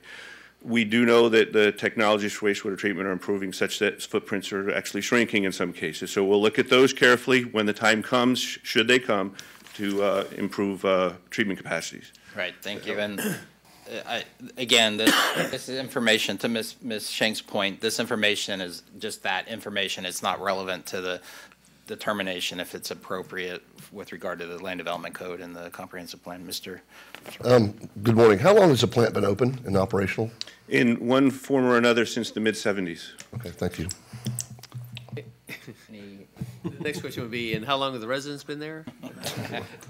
I mean, this is one of the challenges, is that you pick a spot that nobody's around, and I live on the east side and it's happening. So I guess my question a little bit is, and I sadly have some experience in sewer plants, that as we go along, these changes all are more efficient, less, they address these smells and all that. So isn't this going to positively influence that, set you up to have the opportunity to get into those new technologies as you go forward? I mean, you're certainly looking forward, right? Do you have a 5-year, 10-year, 15-year plan for this? Yeah, we have a 5-year CIP plan. We have a master plan that we update every 5 years that addresses technologies, biological treatment challenges, regulatory changes, hydraulic increases. So, yeah, we do that on a routine basis. To answer your question succinctly, yes. We should see some improvements in those odor issues when we have the opportunity to implement these changes. And isn't it also common, or is the experience of operating a plant that as that surges, depending on things going on, environmental conditions, changes in conditions, just usage, events, and so forth, that when those things change, sometimes you have an odorous effect because you've got this surging. It's not kind of the standard operating model. You have to address that. You have a smell, but you kind of address it. You adjust the system, and it kind of goes away, right? Correct. And if I heard the citizens that commented earlier, I think that's their experience. It's intermittent. It's not consistent. They may certainly reach out to us. We have a citizens action complaint forum that can handle specific odor issues. The bigger issue, as you alluded to, probably could be addressed by the commissioners. But we work hard at trying to minimize those unpleasant effects on the surrounding community. But again, the plant's been there since the mid-'70s, operating to serve the citizens in the Southwest service area. Mr. Roth. Have you made plans within your current plans to allow for the Manatee Fruit expansion? Lake Flores. Flores. You mean Lake Flores? Yeah, we're accounting for those additional flows at the treatment plant. Yes, sir. Something that we do routinely. What is the current capacity, permitted capacity? Permitted capacity is 15 million gallons per day. And what is the operational capacity? What is it operating at? We're at about 12 and a half. Cool. Okay. We have the ability to perhaps expand to 18. Mm-hmm. Without changing? Without adding any clarifiers additional or, yeah. equipment, yes. Yeah. We'll be looking at that over the next couple of years. Okay. Can I clarify, what a reclamation facility is the proper term? Duly noted. So, all right, any additional questions for staff or the applicant at this point? Okay. All right. I guess we. Can I just ask one other question? No. Yeah, go ahead. With all due respect. No, I just had a question. There's no integration whatsoever other than the borders between the golf course and the sewer plant. Like some places they use them as spray fields. No, they're in fact, the treated effluent is actually used for irrigation on the golf course. We deliver it to stormwater retention ponds. They pump it out of those ponds and irrigate their greens. So they're an integrated part of the system. They are. Yeah. They are. But again, as you can see in the application, there are no structures that we've requested to build on the course. I just think, in working with a golf course at one time, they weren't able to understand that the sewer plant was part of their benefit. They had greener fees and they had fertilizer that wasn't so it's just some benefits to having your neighbor be a reclamation program. To that point, is Reclaim sent off-site to private yes, purchasers? For example, Manatee Fruit. Right. IMG across the street there. The Reclaim system is interconnected. The Reclaim distribution system is interconnected between the three water reclamation facilities. So their fields and everything. We can send water in any direction. So you're creating a commodity that is sold to end users, correct? I mean, it's not given; it's actually sold as a reclaim. We have some long-standing agreements with some of the big ag users where they're actually receiving it at no cost. That's more of a legal issue that we need to address. But yeah, the answer to most of your question is yes. Right, and that's water that would normally be groundwater that's pulled out. So we're conserving that resource by using the reclaimed water that's treated. What class of treatment is it too? That's correct. Yeah, so it's when we're able to actually make agreements with some of the bigger users for them to retire credits, and we get credit from the district for those. Yeah. Okay. All right. I think that it's not relevant to this hearing, but it's always a point of interest that the fact that you're creating reclaimed water actually has a beneficial effect because you're not pulling groundwater for irrigation and things like that. It's just always an interesting point. So, sure. All right. Anything else? Okay. All right. Thank you very much. We're going to close the public hearing, and the chair will entertain a motion. Mr. Chair? Mr. Gillesline. I move to recommend PDP 1-09-11GR per the staff report. Very good. Thank you. I'll second. We have a motion, and we have a second. Mr. Ron, any additional discussion or deliberation? Okay, hearing none, we're going to call the matter to vote. All those in favor say aye. Aye. Opposed, like sign. Chair votes aye. Motion passes 6-0. All right, the next item is item number 7, and I have to recuse myself from that particular application, so I'm going to be turning over the gavel to Mr. Rhodes, and I'll be departing the hearing. And Mr. Chair, you'll fill out the appropriate form Yes, ma'am. for the voting conflict. Yes, ma'am.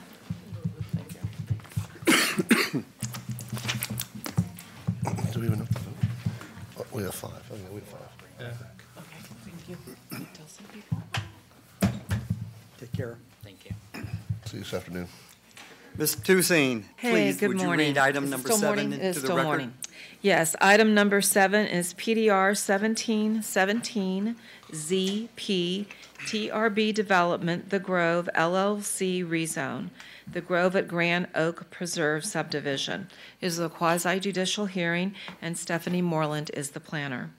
It's a rezone of approximately 31.10 acres from the NC General Agriculture, 1 dwelling unit per 5 acres North Central Overlay District, to the PDR Plan Development Residential Zoning District, retaining the NC Overlay District, and approving a preliminary site plan for 83 lots for single-family detached residences, approximately 1/2 mile north of US 301 and 1/3 mile east of Erie Road, at 8809, 8909, 8910, 9009, and 9010 Erie Court and Parish.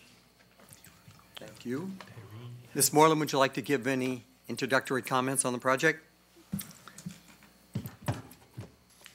Good morning, Mr. Chairman and other members of the Planning Commission. I am Stephanie Moreland, and I have been sworn.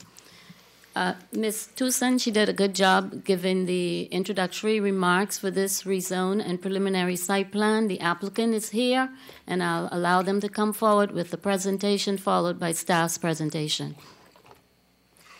All right. Before we move on, commissioners, any communication regarding ex parte for this project? Yes. Good. No, Thank sir. you. All right. Moving on to the applicant presentation. Good morning. Good morning, Mr. Chair and commissioners. For the record, my name is Don New, and I'm agent for the project, and I have been sworn. As Ms. Toussaint said, it is a rezoned, and we're calling the project the Grove at Grand Oaks, and it is 1/2 mile north of 301 and 1/3 mile or so east of Erie. It's 31 acres, a little over 31 acres, and rezoning from ag to the PDR.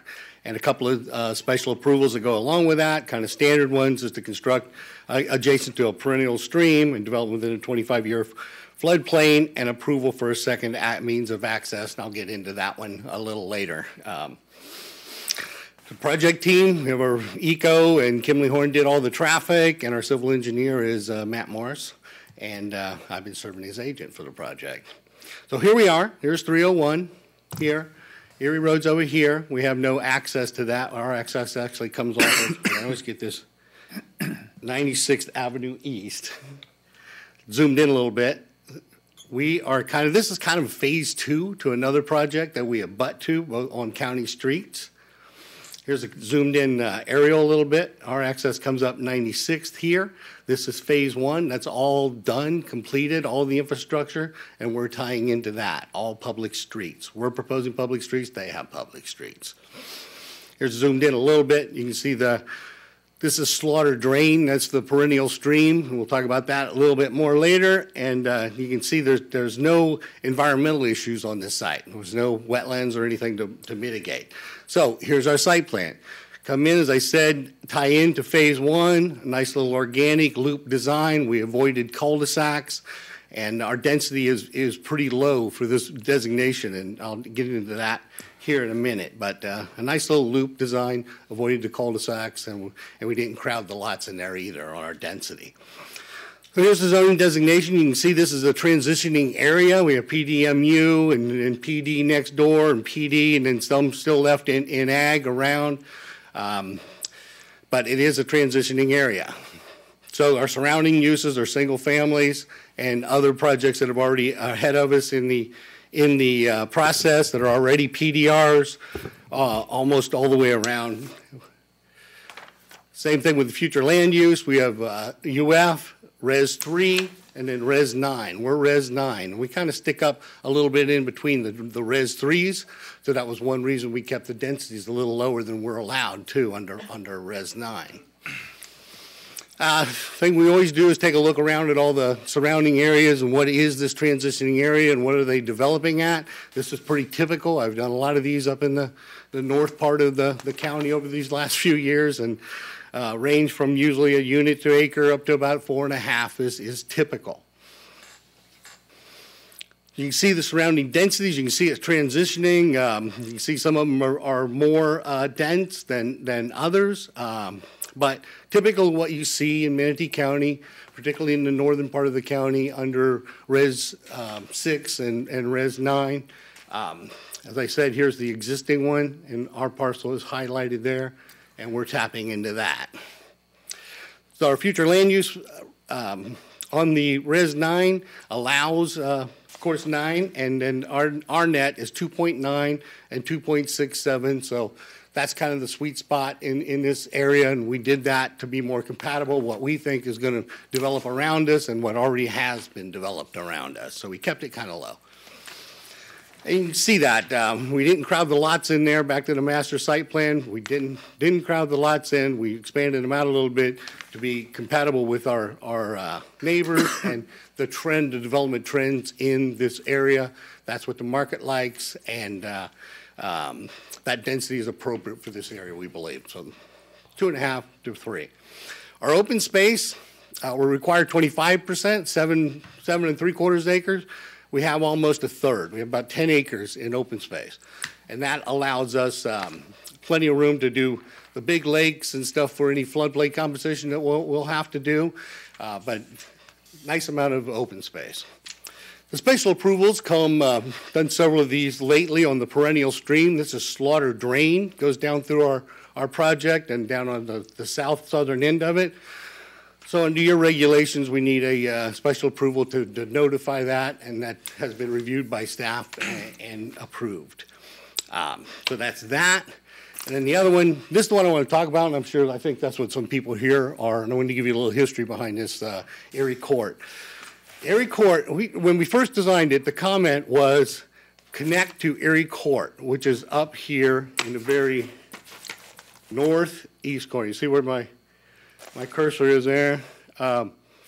It is a public roadway. Erie Court is public roadway. It's not improved all the way to county standards, but there is also an agreement on it that I've seen from the local residents that say it is a public roadway, but they will maintain it.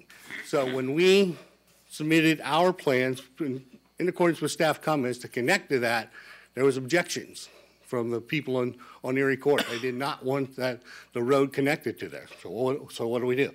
So we work with staff, and because we had fire and school and transportation, so put an emergency access there, gate it. It would only be used in times of severe emergencies to open up, to get in the back way in case something does happen up here.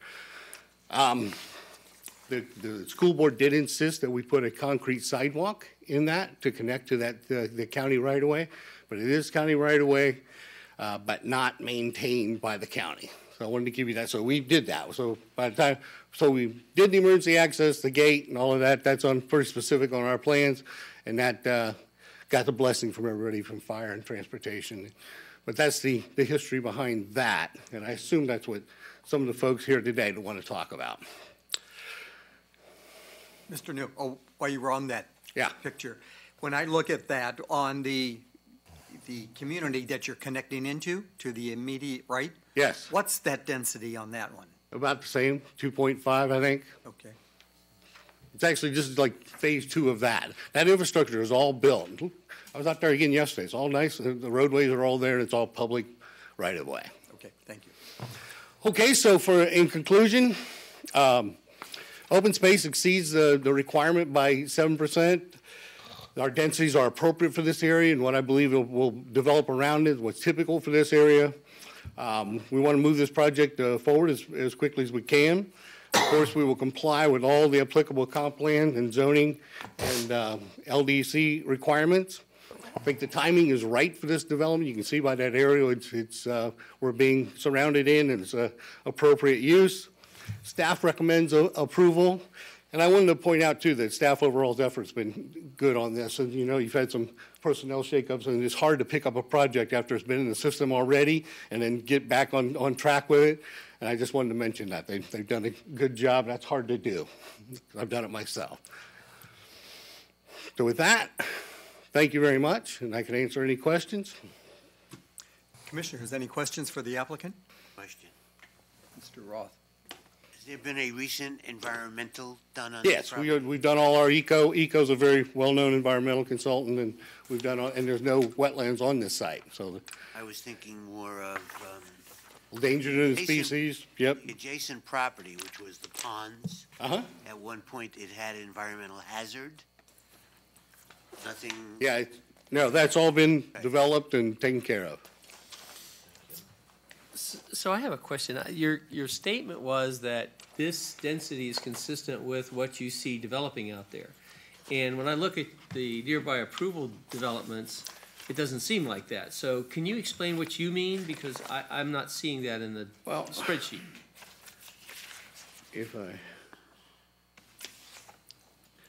And you find that sometimes in a transitioning area.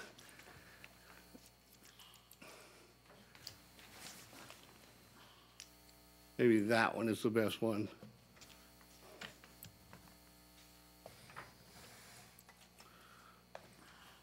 That one. The surrounding area is directly abutting these. As you can see, this Res 9 sticks up into here. So on this side, the ones that are developed, it is either equal to or more than us. You'll find that in like I said, in transitioning areas. The Res 9 has not been all developed to our south, but it will be, and I would assume that'd be at a higher density. Right next to us is kind of like phase one of this project. So some of these large lot subdivisions I assume will transition in the future because of the future land uses, Res 3, Res 6, all the way around us. So if you see that, and the ones that have been modernly developed, it is very compatible. And what's your ability to develop? What density, and what density are you asking for? Res 9, and we're just asking for 2.67 an acre. Versus? 9.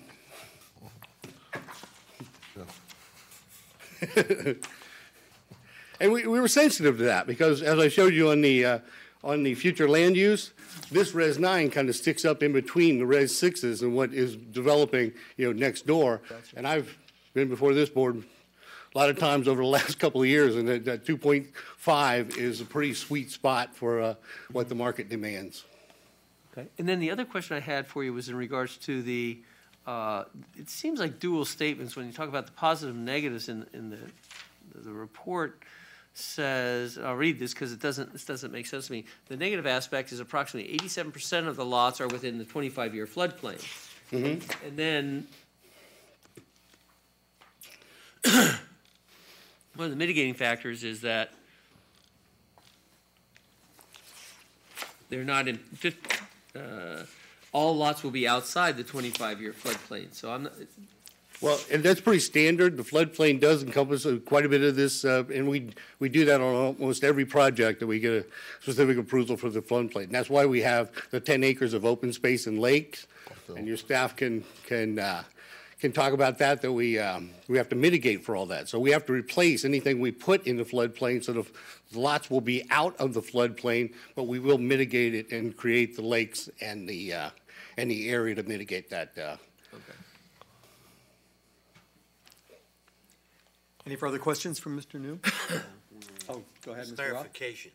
So in order to get out of this property, you're going to go through the ponds, is that Yes. correct? Correct. And that is what, 80 Erie Court or whatever it's called? No, not Erie Court. The Erie Court's just it goes down to 301.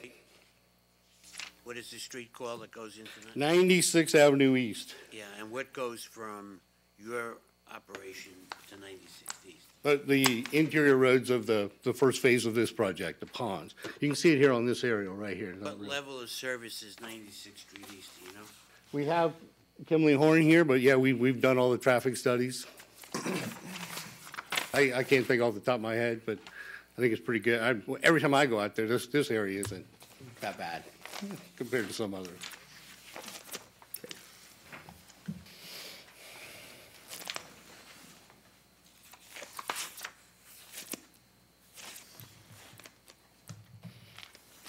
Is that good, Mr. Roth? good or enough, you're still thank waiting? you. Okay. No, that's fine. All right.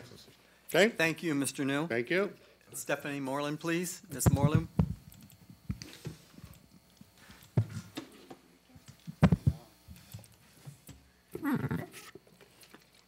Good morning once again, Mr. Chairman. I am Stephanie Moreland, and I have been sworn. The request before you today is for a rezone and a preliminary site plan. It's a rezone of 31.10 acres from the A General Agricultural Zoning District, which allows one dwelling unit per 5 acres, to PDR, Planned Development Residential.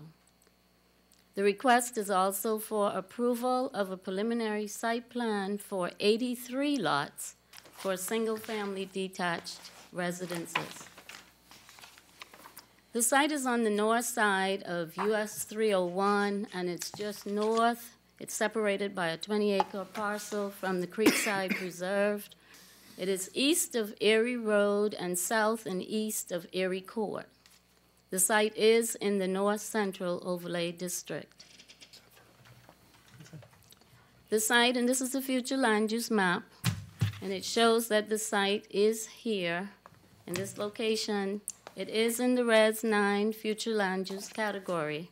The comprehensive plan policy 2.2.1.13.2 lists suburban or urban residential uses in the range of potential uses for consideration. Special approval is required based on the comp plan policy 3.2.2.1 for a project adjacent to a perennial stream. Those I have marked out for you on the site plan. This is the floodplain, 25-year floodplain map, and according to comp plan policy 2.3.3.4, special approval is required for a project in the 25-year floodplain. This is the current zoning map, and it shows that the property is in the A zoning district, which is general agriculture, and the surrounding uses, we can look at this map. You can see, not uses, but the zoning districts. To the north, you see the A zoning district. Also, we have PDMU, which is Planned Development Mixed Use. That's the Harrison Ranch area. And then to the east, we have the ponds, which is, but the name is now changed to Grand Oak Preserve. So it was formerly the ponds when it was approved, and that's PDR, Planned Development. We have to the south, we have PDR for Creekside Preserve in this location. And then over on the west side of Erie Road, we have Whitney Meadows, which is also PDR. Site characteristics, as I mentioned earlier, the site has 31.10 acres. The flood zone category is A and X. It is in a 25-year floodplain adjacent to a perennial stream. It is not in a hurricane evacuation zone. There are no wetlands, and the site will utilize county water and sewer.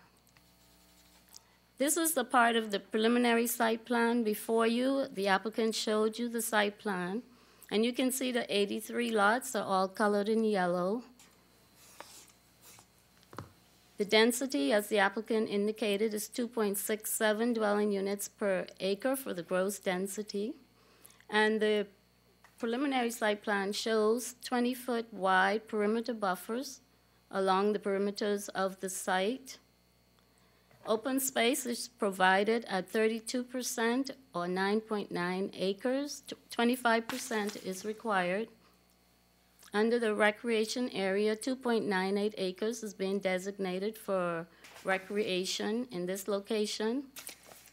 And the site will utilize public roadways. There are also public roadways in the ponds. And this diagram shows access via 46 Lane East. I've circled them in red. When you leave the subject site, over here you would be on 46 Lane East, and then you will travel down here, and that's to 95th Terrace East, and you'll travel further south to 45th Court East, and this is an entrance here which is constructed, and this is 96 traveling all the way down to US 301. Did you get that? Yeah, it's real nice in there, Send though. maps out. I visited the site and had a chance to drive around in there, so I was pretty familiar with what is going on in there. This map also shows just a picture of what 96th Avenue East looks like. And 96, if you travel south here, you will come to the intersection of US 301. So specific approval is being requested today for an emergency access as a second means of access from this site on the Erie Court side, which is over here. Minimum setbacks would be 25 feet for a front yard, 5 on the side, 15 on the rear, and then 30 feet from any waterfront. So here are a few pictures which gives you an idea of what it looks like out there. There is a constructed inter-neighborhood tie right here. This is the site. And then I've kind of showed you the aerial which shows the property in this location. And then this is our map down here, and this is where we are. It's circled in red. 96th Avenue East. Here's a view looking north towards the ponds or the Grand Oak Preserve site. And then this is a view looking south towards US 301.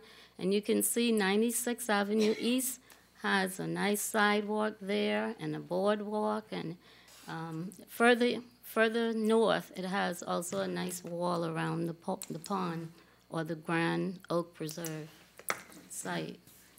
And this is just a few pictures of what it looks like in Grand Oak Preserve. And then further east of Grand Oak Preserve, there are homes, single-family homes in Harrison Ranch. And I've showed you that on the aerial. The Harrison Ranch is in this location, and those are the homes there. And then this is the entrance for the Grand Oak Preserve. This is what the entrance looks like now. You can see I've circled where this is on the map. And as you travel along 301, you would see, as you come more west on 301, you would see the Creekside Preserve subdivision, which is down south here.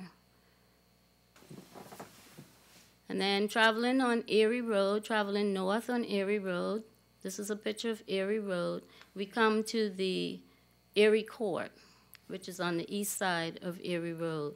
And this is what Erie Court looks like. It's a little road, little private, well, it acts like a private road, but it's a public road. These are some of the parcels. You will see the following slides. We'll show you a few parcels from Erie Court, taken from Erie Court.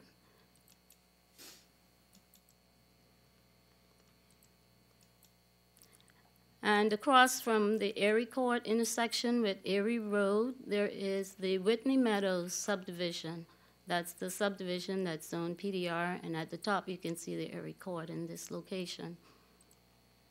So under positive aspects, adequate open space is being provided.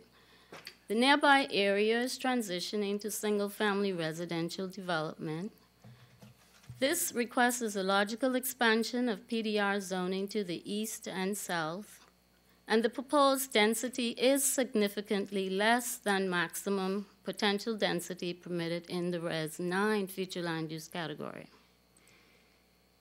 Under negative aspects, vehicular access to Erie Court is limited to an emergency access. Approximately 87% of the lots are within the 25-year floodplain. Under mitigating aspects, a pedestrian access connecting Erie Court is provided or shown on the preliminary site plan to allow students access to the school bus stops. That was a request from the Manatee School Board.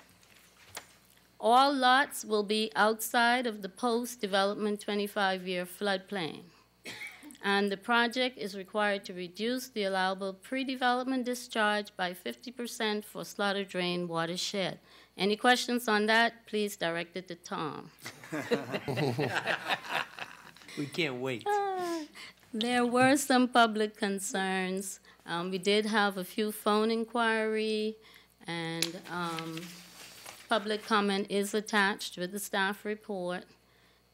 And the concerns included the use of Erie Court. In the presentation, you would see that use is limited on that roadway. Staff recommends approval. That concludes my presentation. Thank you. I think the slides were very good. Gave us a good presentation of what is out there, what it looks like, and where the connections are. So thank you for that. Thank you. Mr. Chair. Pardon me? Mr. Chair, if you don't mind, I'd like to elaborate on a couple of points that have already been brought up. Okay, it's part of the staff presentation. Go ahead, Tom. Mr. Herzenberg. First off, with respect to Erie Court itself, and let me put this up on the overhead.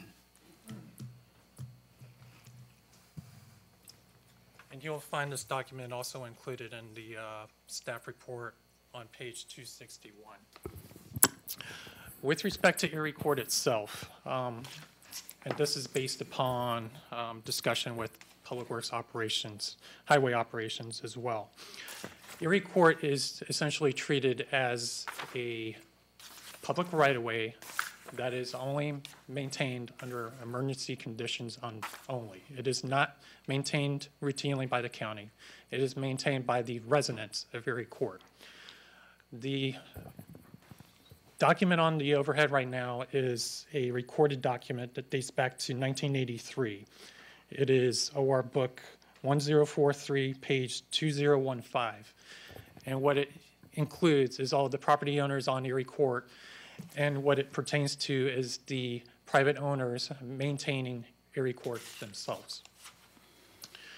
With respect to Erie Court, and has been already brought up in the discussion, there will be no direct access provided to Erie Court.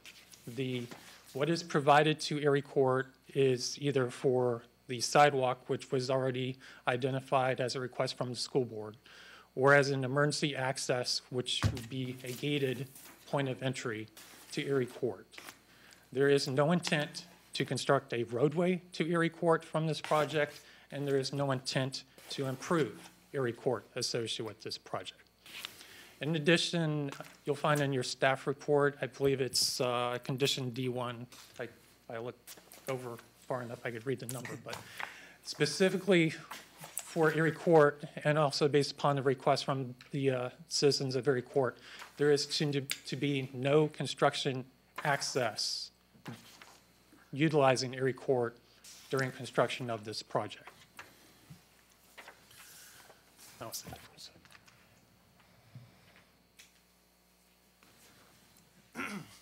Stephanie, in her staff report, had also included a exhibit that was provided from the applicant of the 25-year floodplain, and the fact that a vast majority of this project is located within 25-year floodplain delineation. The project, there are also portions of this project that are located in the FEMA 100-year floodplain, but this project being very particular, the 25-year floodplain and the 100-year floodplain do not overlap. The 25-year floodplain for this particular area, I actually revisited the data of the model this morning, is essentially 20 years old. So what data we have of this area is outdated, as can be very elaborately said. And what data we have is, I've got it around here somewhere, but it's very, as far as what we would compare to today as far as a watershed study.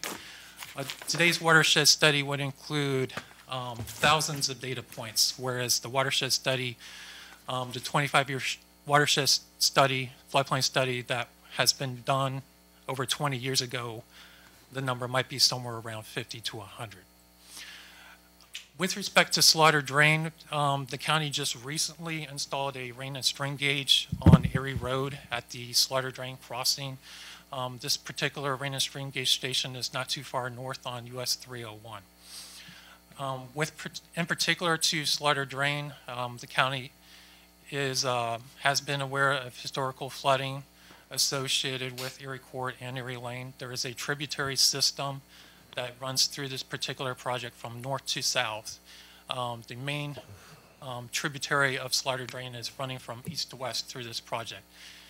For both systems, we are requesting drainage easements be provided as part of this project. They are included as stipulation C3 in the staff report.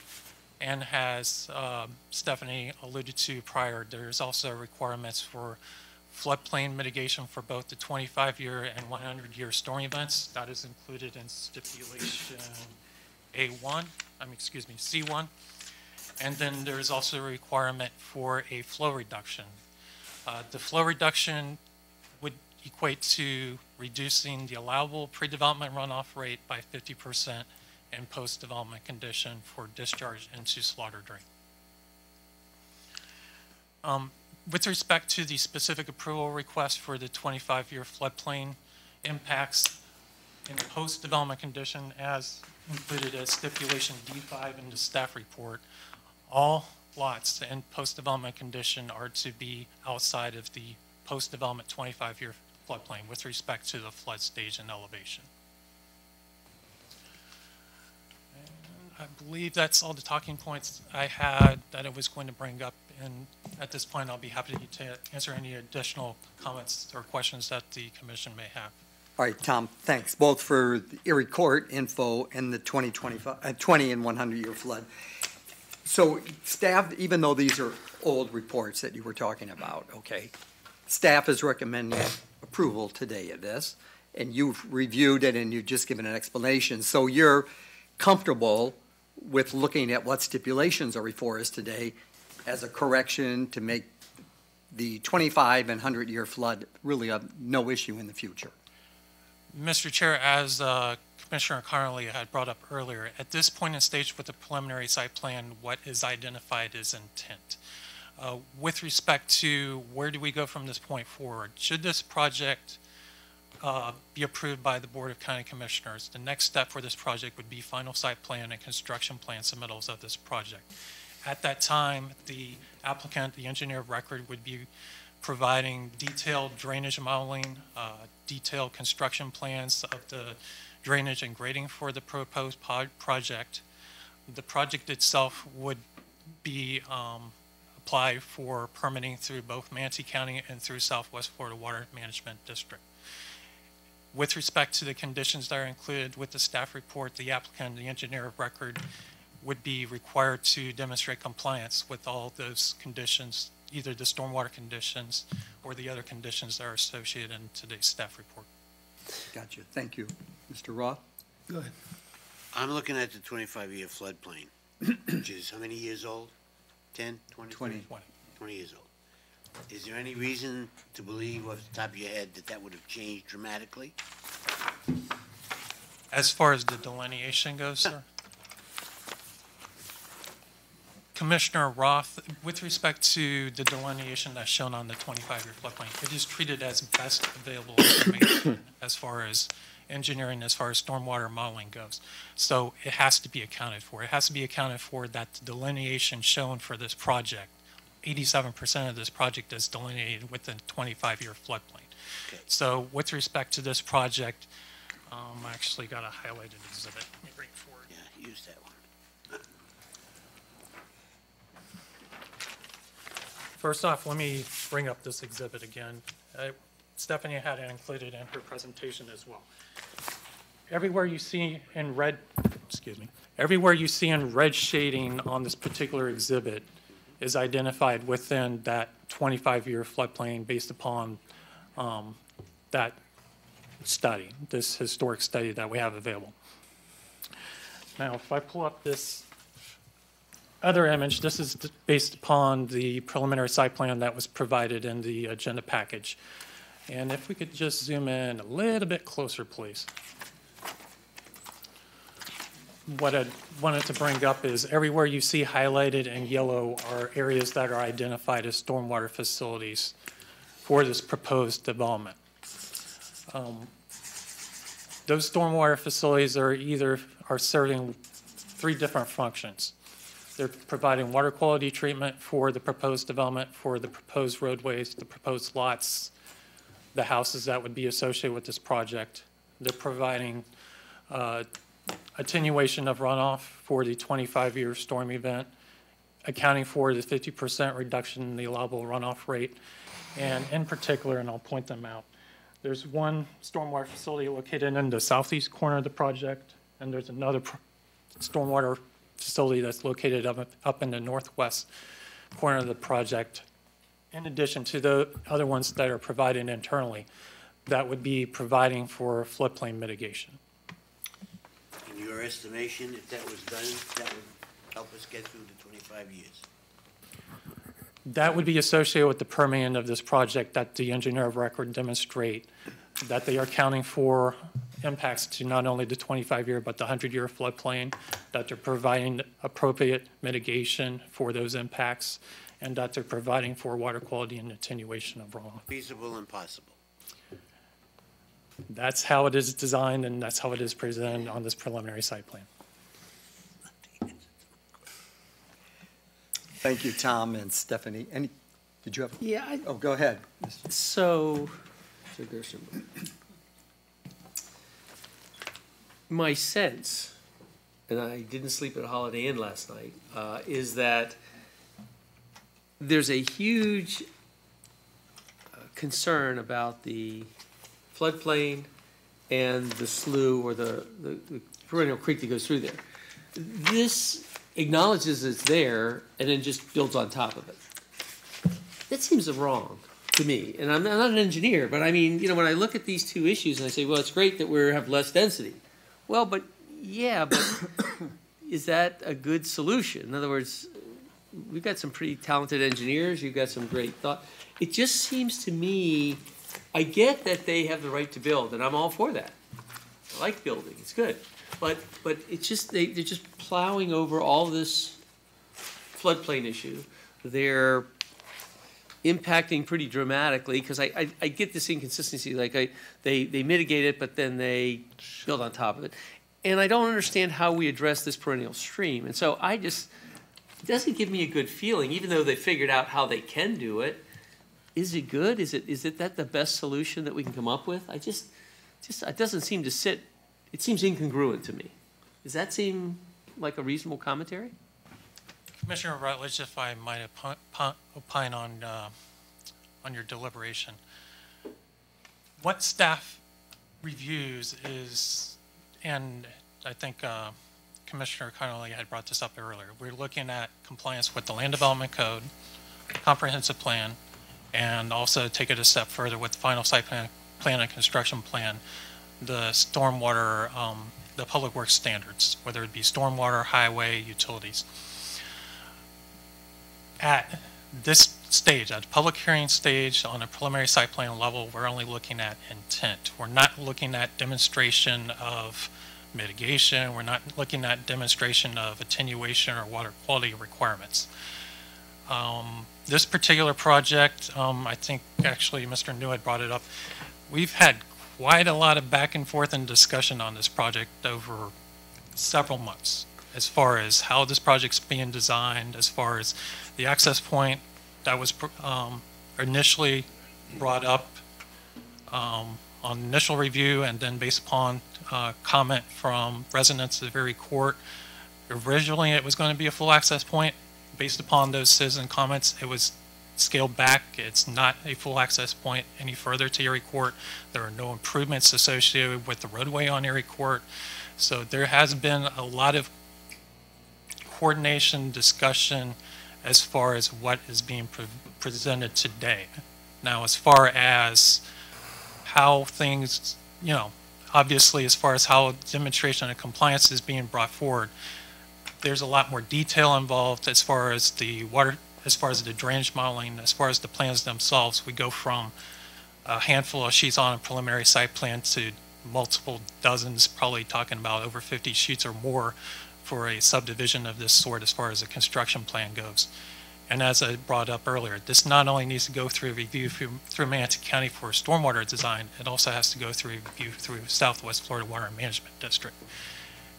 This project is not alone as far as impacts within 25-year and 100-year floodplain. There's been countless, over the years, countless projects that have created impacts within those floodplains that have been providing mitigation either in the forms of cup-for-cup compensation, which is basically for every cubic yard or cubic foot of fill, equal or greater compensation volume, things of that sort, in addition to drainage modeling that are utilized on the watersheds in other areas throughout this county. So as far as, I understand your concerns as far as like a level of comfort. Is there a level of comfort today that this project will account for and address drainage concerns? That's why those stipulations, and that's why there's the specific approval included in the staff report. That's very helpful, thanks. I would also add one other matter. With respect to this particular area on Slaughter Drain, there's presently no routine maintenance performed by the county on this particular area. And this was actually brought up not too recently on another rezone that was located on Erie Road and Erie Lane. With respect to Slaughter Drain, and I'm basically advertising this out for the residents that are here today, but any other residents who live in this particular area, if there are concerns about drainage within Slaughter Drain, if there are concerns about any blockages, anything of that sort that are creating problems with the flow of runoff within Slaughter Drain, they are welcome to contact Public Works. I can actually dig up the number should there be any concerns. But should there be any blockages in Slaughter Drain, the county is responsible and will take responsibility to remove any of those blockages that are in the existing drainage system. With respect to this project, we are requiring, and I'll reiterate again, we are requiring drainage easements on the portions of Slaughter Drain within this project area for maintenance of Slaughter Drain itself. Thanks. Okay, thank you. We're going to move on to public comment. So I've got a few people that have signed up to speak this afternoon, or this morning, still this morning. If I call your name, if you would come up, please state it and whether you've been sworn in. I'd appreciate it. The first one up is Peter Newcomb, I believe.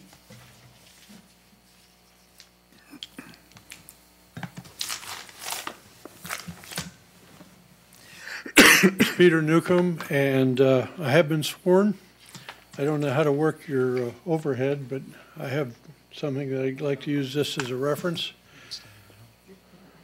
Oh, put it right there? Okay. Okay. I am the owner of 9025 Erie Lane. This is a property abuts adjacent to the land that we are discussing. I have a very significant concern, as some of you folks have already mentioned, about flooding.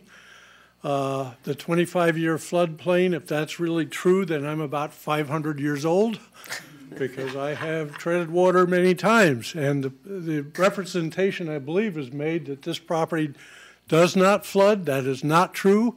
I've stood on the barbed wire fence of my property looking onto their property in knee-deep water more than one time, mainly because the current owners do not maintain Slaughter Drain and have blocked it and obscured it many times.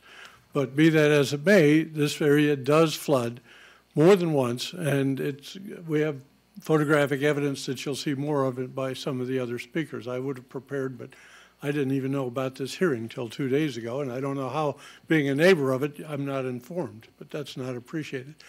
One of the issues we have, if you look at another thing, that what is going on around our neighborhood, this really doesn't unfortunately show very much, but in the Harrison Ranch development, which is right off of here, there is about a 30-acre wetlands that's been set aside. In the Ancient Oaks development at the end, up in here, is also the end of Slaughter, one of the parts of Slaughter Drain. That is another big wetlands area. Since you've approved Ancient Oaks and since you've approved Harrison Ranches, we have seen the flooding get worse. And if you do the Oaks and say gone in there and brought in hundreds of truckloads of dirt, raised the elevation, more and more drainage is now going into those wetlands and now overflowing in Slaughter and overflowing where we are. It just seems insane that a good idea here is to let them come in, build up more elevation, and unless they do something very significant, the first time I ever heard that the county is willing to take care of the obstructions of Slaughter Drain, that's news to us because it hasn't happened before. We were told that since no county land was being flooded, it was our problem. I just think that there needs to be some very serious consideration to how you're affecting the other people. You're creating our property into a retention pond, and we don't appreciate that. So just some thoughts. That's all I have to say. Thank you. Next speaker I have is, I believe, Judy Case. Or Carr, sorry, C-A-R-R, right.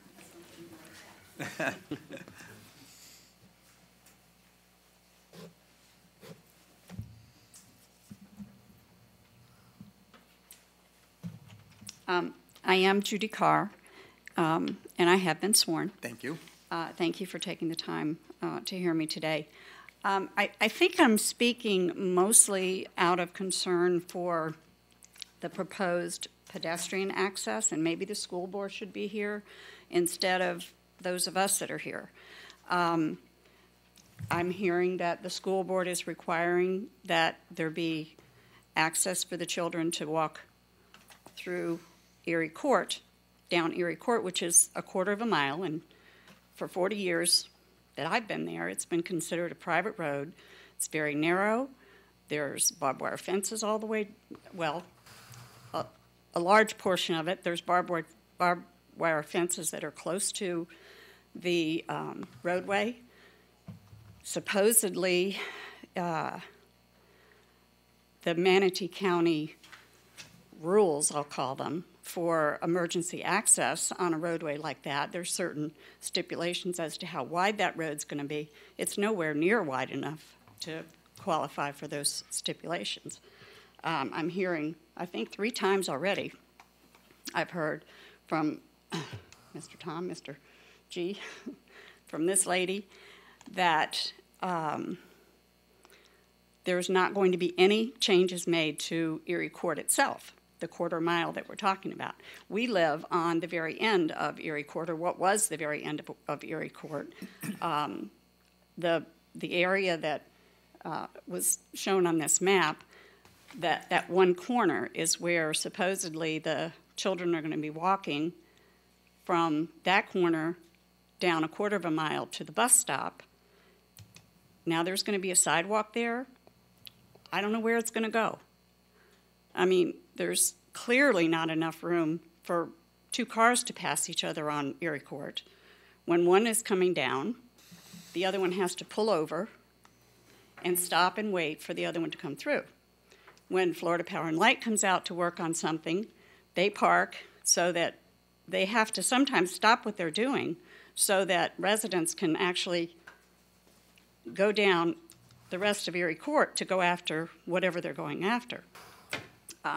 When Whitney Meadows was put in across Erie Road, which is directly across from the Erie Court entrance, and the bus stop was right there at that corner, there was so much traffic going on.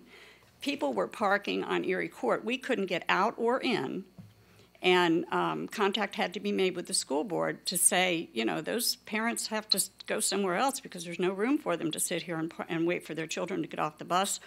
Or if they're there because it's dark in the morning or dark at night, they're picking up their children, or it's raining and they're going to get their children so the children don't get wet. I mean, I don't know that the safety, oh, I'm sorry. Complete, go ahead. I don't know that the safety and well-being of the children that are supposedly going to be asked to walk down a quarter of a mile, whether it has a sidewalk or doesn't have a sidewalk, is being considered. I mean, you know, there's cows, there's horses. If one of them stops to stick their hand through the fence and pet the horse, which children do that, they get, you know, cut on the barbed wire. What's the liability of the homeowners, of the property owners in these cases? I mean, we don't have anything, you know, our concern, my concern, I guess, as a mother, as a grandmother, is that the children are not going to be safe. It's not a safe environment for them to be trekking down a quarter of a mile with whether there's a sidewalk or not. Where's the sidewalk going? I don't understand. Okay. These will be addressed when we have time, but okay, thank you for your comments. And we have another Carr to speak, right? Alvin Carr.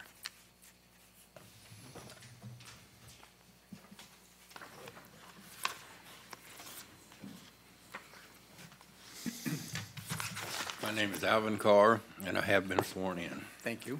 Okay. My concern is, well, we all have a lot of the same concerns, but I was under the impression that a 8-inch water main is going to be run down Erie Court. It's going to be attached to a 16-inch water main running down Erie Road. Now, where is this going to go, and how is it going to, you know, affect us as far as being able to get in and out of our homes, and who's going to maintain it and whatever? That's, you know, plus the dadgum flooding. I mean, everybody gets flooded down there right now. Our east property gets flooded, but that has nothing to do with the water main. That's my biggest concern. Where is the water line going? Are we going to have to hook to it? It's going to be mandatory that we have to hook to it because we all have wells now. So that's my concern right now. Okay, thank you.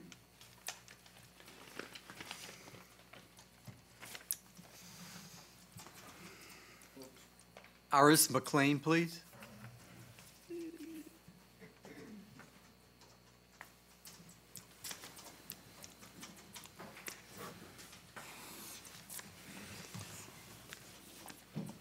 I'm Iris McLean, and I was sworn in. Thank you.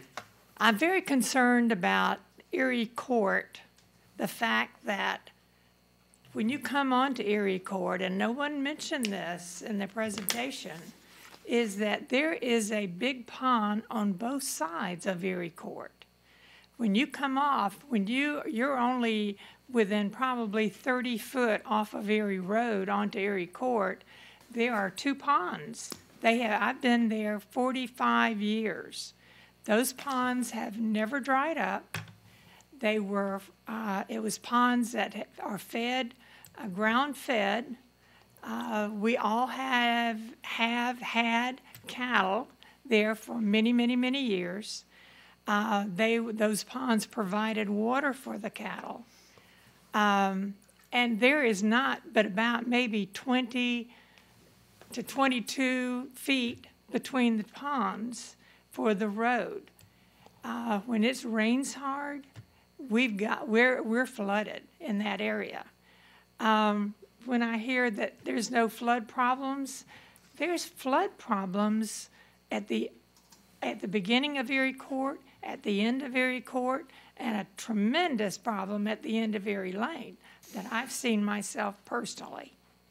And as far as those children walking down that road, that is just a horrible thing for those children to have to do. And I don't know where they'd put the sidewalks. They got 30 feet to work with for that road. 30 feet, you need, according to your records that I read, you need 42 minimum to do what you got to do. And you've only got 30. So there's a lot of concerns about them using Erie Road or Erie Court. Even for the emergency vehicles, they have to come in there, they have to back down Erie Court because there's no place for them to turn around. When the garbage man comes in, he backs down and picks up our garbage. There's just, it has always been a little private road. We always thought it was a private road. It has a blue sign to tell you that it's a private road. When we bought it back in 71 or 2, we were told it was a private road, and they were actually building it before we built our home. So there's a lot of situations here that is a big surprise to us and absolutely should not continue without it being straightened out or square around. And another point of interest, that form that they are using. Go ahead. That my son had that had us sign it when he applied for a mortgage for the house across the street from me with Suncoast School Credit Union. That's where that form came from. And somebody conveniently scratched out Suncoast School Credit Union. That's where that form came from. It is not a county form. I just thought I'd throw that in for. Thank you very much. Thank you. Okay, thank you. Mr. Larry Smith.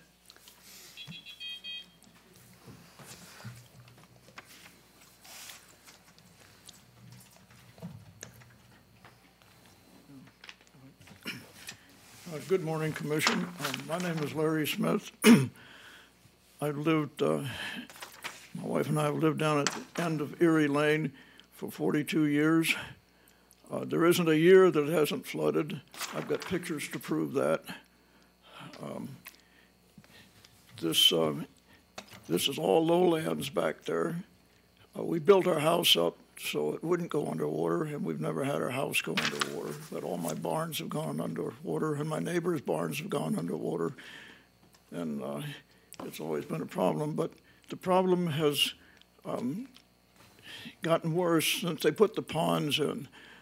I didn't pay too much attention when they put that in, or I didn't get notified, or I didn't see the notice. And they put, and that's right on the back corner of our property. Our property is going to, it's the back end of our property, or the south border of our property borders on this new Grove, the Grove development, along with Pete Newcomb. Pete Newcomb here is a member of ours. And we tried to keep the drain, our part of the drain, the slaughter drain. My wife and I and Pete and some of my friends would get down in that drain every year and clean it out. But we didn't, and we even went down on the Muller property and cleaned it out, hoping we wouldn't get in trouble. But that's the small extent of that this drain's being cleaned out. Right now, my neighbor to the north of me is using a backhoe and front end loader to clean it out. Well, he was doing that before the rain started, and because he's been seriously flooded many times. And I have pictures here. I can show you what Erie Lane looks like from my. Can you leave those pictures if you're going to show them and make them part of this presentation? I would, but I'd like to get them back. I don't have copies of them. I don't think we could do that, but I have, because they become part of the record. Yeah, we've got the other problem we have out there. When the ground gets so wet, it doesn't take much wind to blow trees over. This is when Charlie came through. This went down over my driveway. It was so wet, it just went up by the roots. And I've had many trees that have come down on our property because of that problem. Irma, we had one come right down over Erie Road. It took the power lines out and totally blocked Erie Road. The county told us not to mess with it. Well, when we found that there was no power, I mean, when it wasn't hot, the lines weren't hot, we took it on our own to cut the end of the tree out, and I'm 77 years old. And my neighbor, Bob Tops, who's 83 years old, he was out there with his chainsaw too, and we made this makeshift road around the end of the tree. It was all sloppy and wet, but we had to throw pallets and rock, and one neighbor down the street had a load of DOT rock, and we hand shoveled it onto my trailer, and I hauled it down with my little farm maul and dumped it in. So we've had all kinds of issues as late as Irma, and this year too. We've been flooded this year too. So this is a pipe dream. That this isn't wetlands, and the other problem we have down there. Make this quick, please. The water doesn't perk through the ground. Well, you dig down 2 or 3 feet and you hit this blue marl, and that's where the water stops. So the drainage is very, very important. And if they keep building these developments around us, we're going to be underwater, period. and I'd like to show some of these. No, don't show us if you can't give it to us. You could explain it, but don't. Well, if you can assure me that you'll give it back, because I don't have copies of these. It becomes part of the record. Okay. Thomas. Okay, can I show them then if I? Mr. Chair, if I can make a suggestion, if the residents that are here today, if they have any photos or if they want to discuss further, I know we're limited on time with public comment, but if they would like to discuss their concerns further after the hearing, I'd be welcome to stay and to look at the photos and to entertain any further comments. There's one other thing I'd like to Thomas. comment on this. I know I'm taking too much time here, but this is pretty important because it involves the county. What I tried to do years ago when we were having flooding problems with Erie Drain, I called the county and I told them that we had this problem, and then they called me back and they said, well, we can't do anything about it, check with SwiftMud. So I called SwiftMud, and what we had found before I called SwiftMud with the slaughter drain had been dammed up. And so the county said they couldn't help me, because when I told them who the owners were, they told me to contact SwiftMud. Well, I contacted SwiftMud, and they told me, oh, they can't dam it up, that's illegal. I'll send an agent down. They sent an agent down, and the agent said, take me down to the drain. So I took him down to Slaughter Drain where the dams were in place. And he looked around and he said, I gave permission for these people to dam this up so they could raise catfish in it. It was the Mullers. And that caused us, that was the worst flooding we had. And they put, anyhow, Buck Muller went to jail for selling dope. And while he was in a state penitentiary. Don't know if we need the history of this area. But all right, but I need to know, were you sworn? I was sworn, yes, sir. Right, thank you. Where are the catfish, though? Robert Top.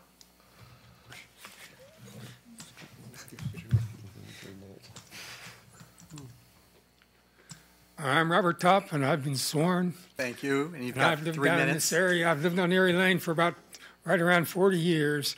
And before I retired, I was a wetland plant supplier to the state of Florida, mostly for their mitigation projects. So this whole area down in here is kind of my stomping grounds, you might call it. In fact, to some extent, it still is. And I guess what I've planned to say to begin with is kind of redundant now, because these other folks have already stated that this area does not drain. What happens is that when we get these spates of torrential rain in the summertime, and that coupled with a high tide down in front of the river has nowhere else to go. It just backs up into this area, what we're calling slaughter drainage, or as they said, the adjacent waterway. It just becomes another underwater feature. This is not a place to put houses. And what the county, or what the Planning Commission should be asking, the one question is this going to make the county a better county? Not in my book. That's all I have to say. Thank you. Ms. Jones Smith.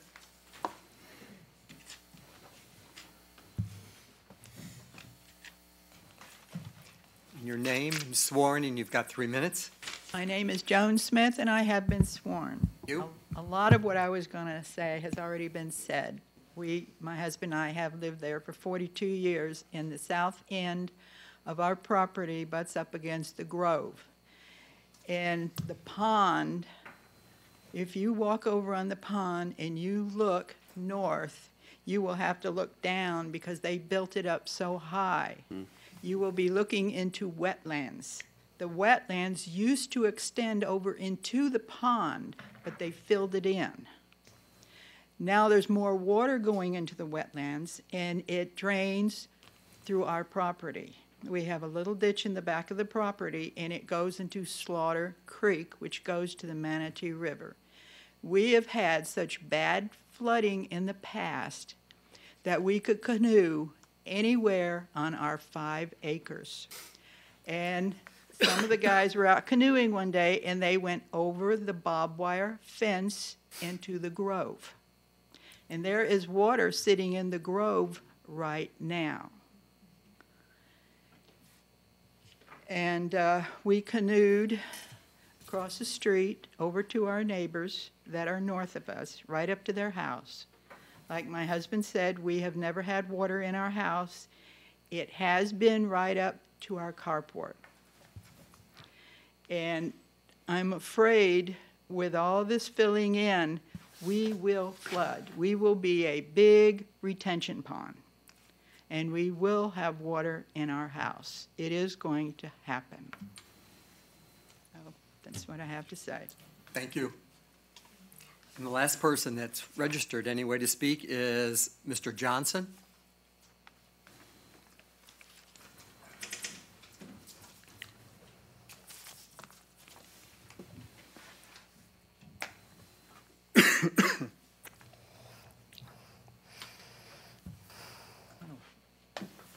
Pass these down, there's one for you.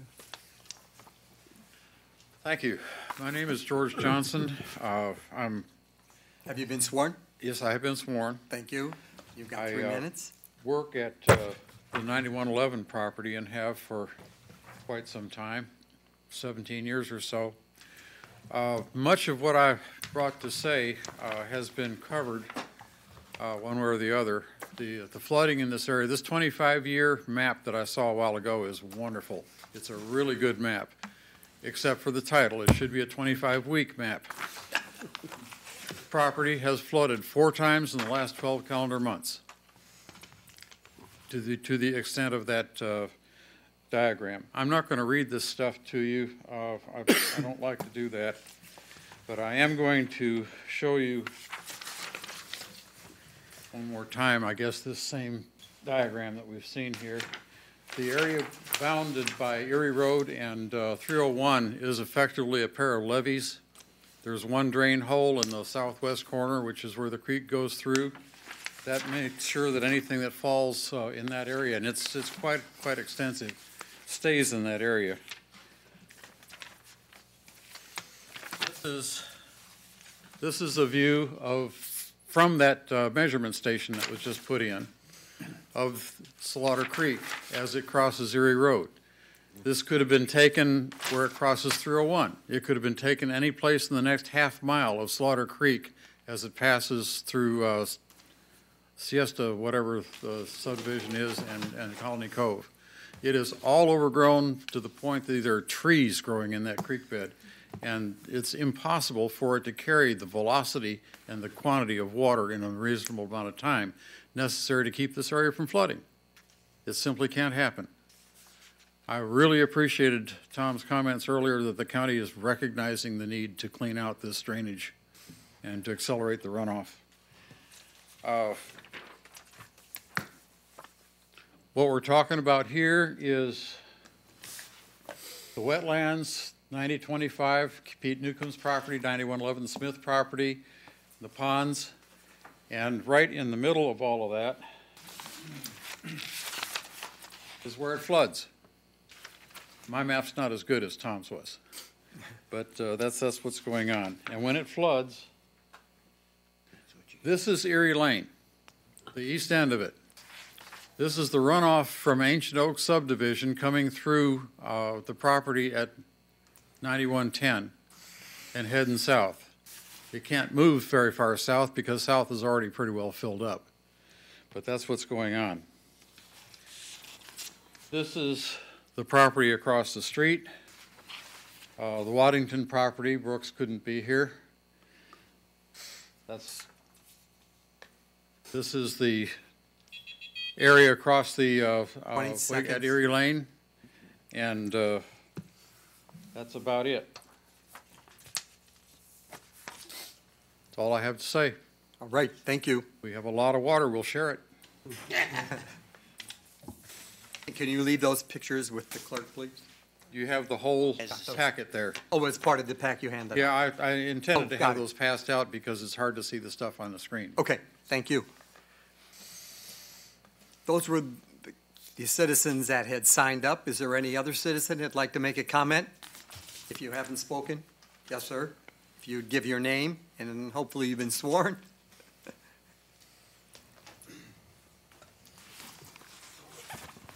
Hello, my name is Phil Swanson, and I have been sworn in. Thank you. I understand the predicament here. I'm a state certified builder myself. I bought this property, just like all my neighbors, because of the land. We got 5 acres. It's agricultural. It's beautiful. There are some problems. It's a dirt road. As already mentioned, you cannot drive 2 people at a time. We've been maintaining it, and all of a sudden I'm told that this is a county road. I have no idea where they're going to put the sidewalk. I have one of the few properties that has a pond. It butts almost to the road. So I don't know where they're going to put the sidewalk unless they plan on doing something with this wetland area. So this is a real concern.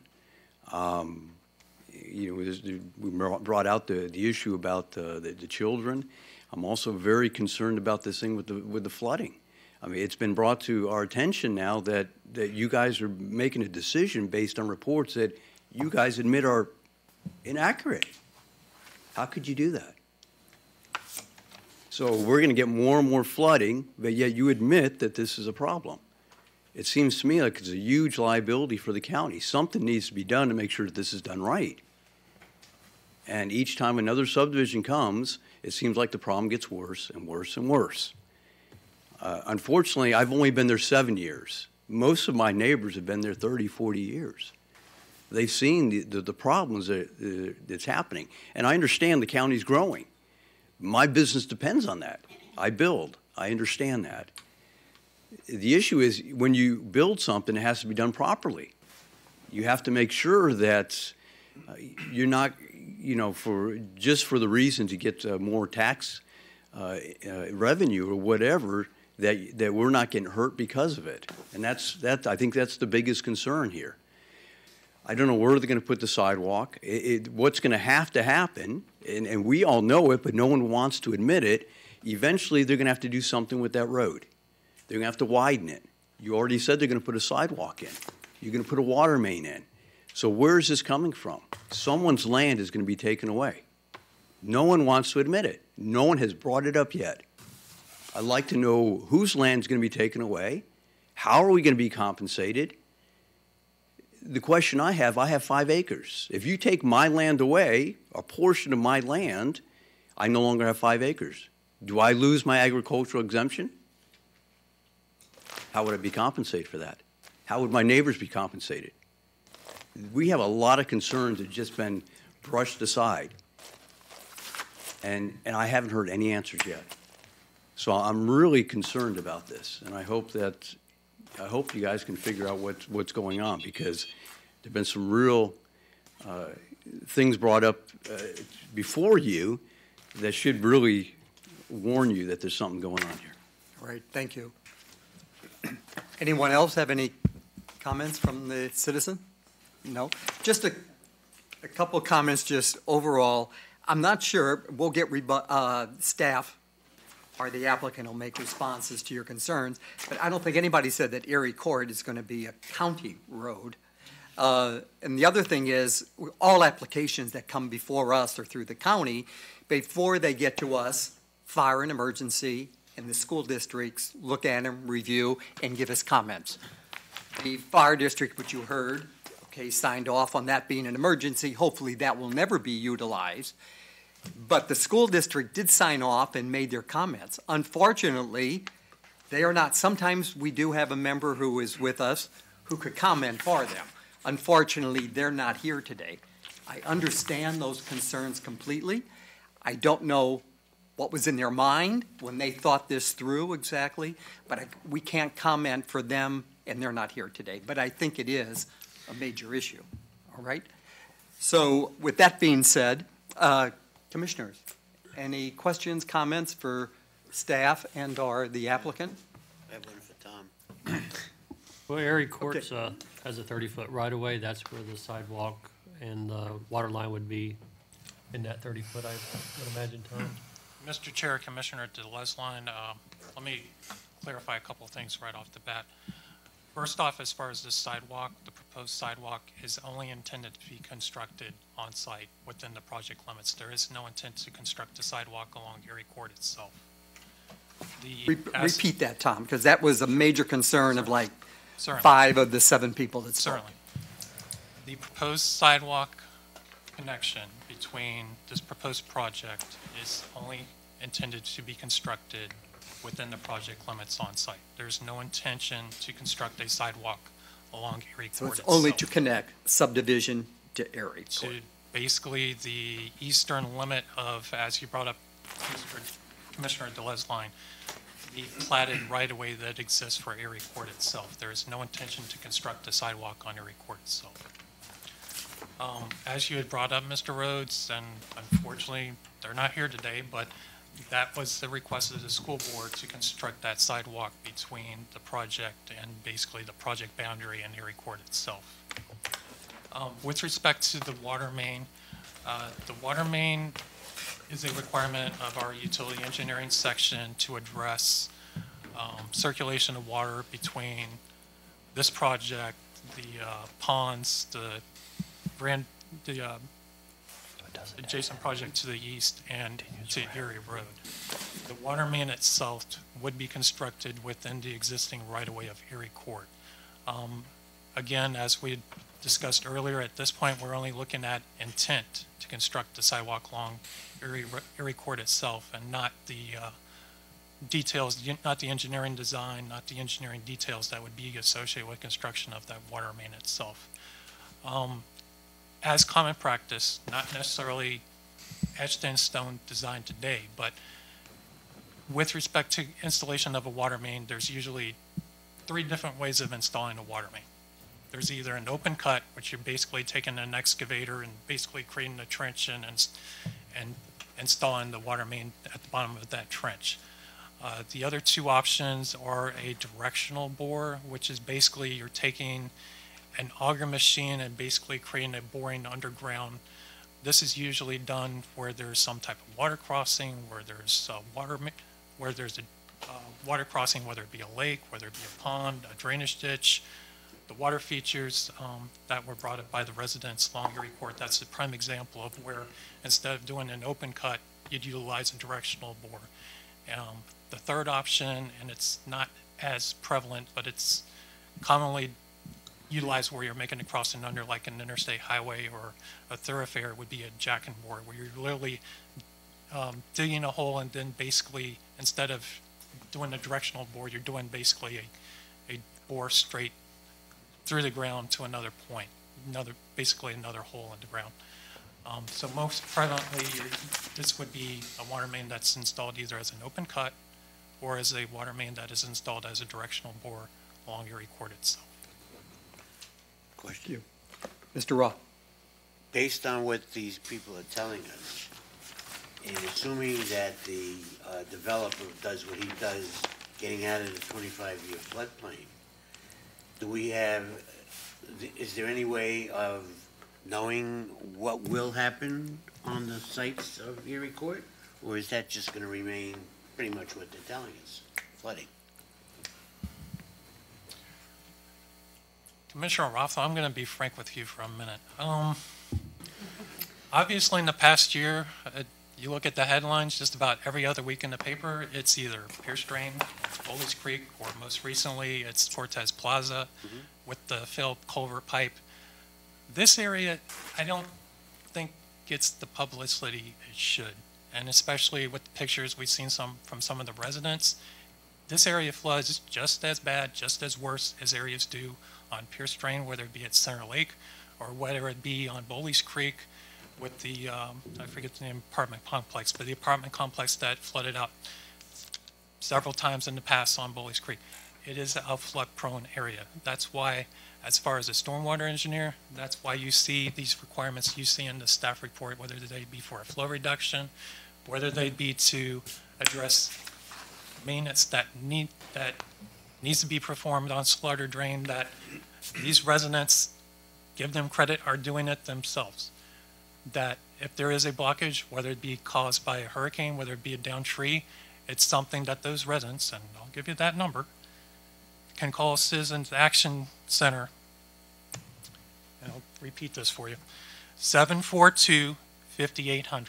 And again, if there's a blockage in slaughter drain that is affecting the flow of runoff, the number to call is 742-5800.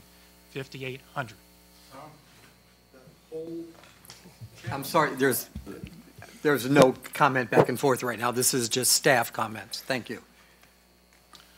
Question? Certainly. Would it be fair to say that this area that floods, the court, has been flooding for years? Before? Certainly. And as the residents had brought up, yes, it has repeatedly flooded over the past couple of years, over the past, I'd even say decades. I imagine these residents that lived here 30, 40 years plus, I'm being 42 years old, I imagine they can report flooding that's happened before I was even born on Erie Court and in this area. This area has historically flooded in the past, and that's why, as you saw on that 25-year floodplain map, why there are areas that are identified that would be prone to flooding. So even though this project may not, in the future, if it goes through with what the stipulations are and they do what is needed for the flooding, even though it may not contribute in the future to flooding, an unfortunate circumstance is that this area is prone to flooding, especially by some of the pictures we've seen. Correct. So, and this is kind of again, this kind of goes back to, I've been in Florida a pretty long time, and there are places that are low and they flood. In the old days, my dad was a farmer, they dug trenches and they took the water off, and you kind of did that arbitrarily around your area. And so now we have people imposing, swift mud and all that. So one of the challenges, I think, is I am totally uncomfortable with this Erie Road, Erie Court connection, because it seems like they've arbitrarily, because of how someone sold off their land, is forcing everybody off in through the ponds or whatever it's called now. And that's a terrible access point to put. I don't know how many homes you're going to put back there, but to send all those people through everybody else's neighborhood to do that because someone sold their land to somebody else and didn't design it that way or didn't finish it that way, then they're not the finisher, just doesn't make any sense to me. Then to go back and say, I got a 5-acre parcel and I'm going to put 150 cars going out that way because these other guys would be inconvenienced, that doesn't seem fair either. And so I just, there's so many things about this execution that doesn't address the surrounding conditions, in my opinion. And I always ask you, Mr. Gerstenberg, respectfully, that, when somebody puts in a new design, they have to make it better, not worse. And we understand that. However, it seems to me there's a lot of surrounding conditions that are not being addressed by this group, and it doesn't make me feel very good about saying, yeah, go press on forward and leave all these other things unaddressed. And so I'm just really very uncomfortable with the issues that are raised, a group coming and saying, well, I'm going to do what I'm supposed to do, and I don't care about I don't care. I don't have a solution for all you. You'll just have to figure it out. But they press forward, and we say, yeah, go have at it. There seems so, like a number of issues on this particular piece because of where it sits, because the conditions that exist on both the properties beforehand. It floods. It's been flooding for 50 years. I've been around that long. And so I'm just saying that for us just to say, oh yeah, well, the 25-year floodplain, we'll just build it up higher and it'll run off and we'll catch it all. It just seems like a tough way for us to say, yeah, press on. So I'm kind of struggling a bit with this. Mr. Chair, Mr. Chair, if I might make a point to that.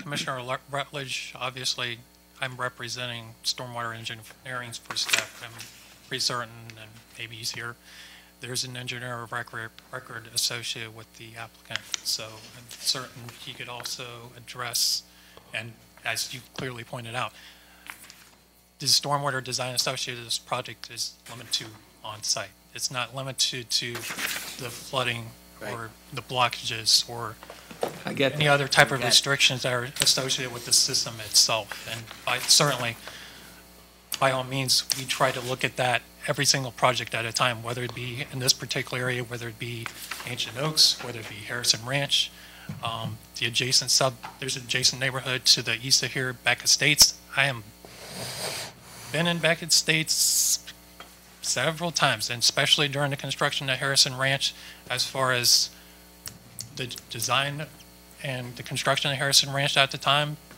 there were things that had to be taken care of during construction that were not included with the design, that were identified, that we had to go out as far as staff, and that the engineer of record had to go out and address at the time of construction as well. So yes, there's certainly efforts that are made at this point through a staff report, at the final site plan construction plan stage, through construction of the project, to make sure that if there is a drainage problem that is identified, that it is addressed. So whether this project moves forward or not, the main issue with the flooding is still going to exist, unfortunately. And I do think this is the one thing we can do. Like, we raise these issues. Like, we don't control the world. I mean, our impact is really to give voice to some of this and have you come and make these statements so that people who are elected officials that you elect can say, hey, look, I want this addressed. And I think that's, this knowledge is helpful, and I don't find any fault. I happen to know these engineers, and I don't have any problem with that. I do think it's a question of timing. It's like, okay, so how long do we keep this kicking it down the road? So it's been 45 years. Maybe it's time we should try and do something. I struggle a bit because we don't have any authority. We can't make anything really happen. It either says it meets the test or it doesn't. And I have tons of respect for staff, but it just seems curious to me that there's no vehicle for us to say, hey, this is a great project. We love that you've given us more green space, that you're going to turn this from a flooding area to a controlled area under the newest guidelines and the best science we have. But then just say, and you guys next door, like, have a nice life. I mean, it just seems like a problem to me. So I'm sure you'll tell me why I'm a little bit off track, but go ahead. Commissioners, any other comments? Okay, applicant, if you'd like to make your final comment, please. Yeah, Mr. Chairman, I did just want to insert one comment here. Sure. Just for the record, as you would know, we can't require the applicant to do the slaughter drain drainage study because it's a regional issue, as I understand Mr. Gerstenberger's testimony. But the issue that is before you today is that the applicant is asking for a specific approval for an alternative to the LDC to allow emergency access as second means of access. And that's the issue that is before you, whether to allow that emergency access. Okay. And I think that focuses on what we have to look at today for those listening to us. Again, Don New, and I have been sworn. Yes, that's exactly right. But we can make things better, too. We can. I heard the three main concern is Erie Court and the water line and the flooding. Let's do the easy one first. The water line, you're always required when you do a development to loop a water line. So we got to bring it in at both ends. So we do have to bring it in here, run it around, and hook up the other side. That's just so you can shut it off, and the water doesn't get stagnant, that sort of thing. Erie Court, I hope everybody understands we don't want to touch Erie Court. We don't want to touch it. Our backs were a little bit against the wall. It is a county right-of-way, non-maintained. I've seen that document that says that. If there's any other proof to it, I don't know. But the first comment was hook up to it, and then don't hook up to it. But it was a mandate to run our sidewalk. But our sidewalk will just run on our property, from this public road to that public right-of-way.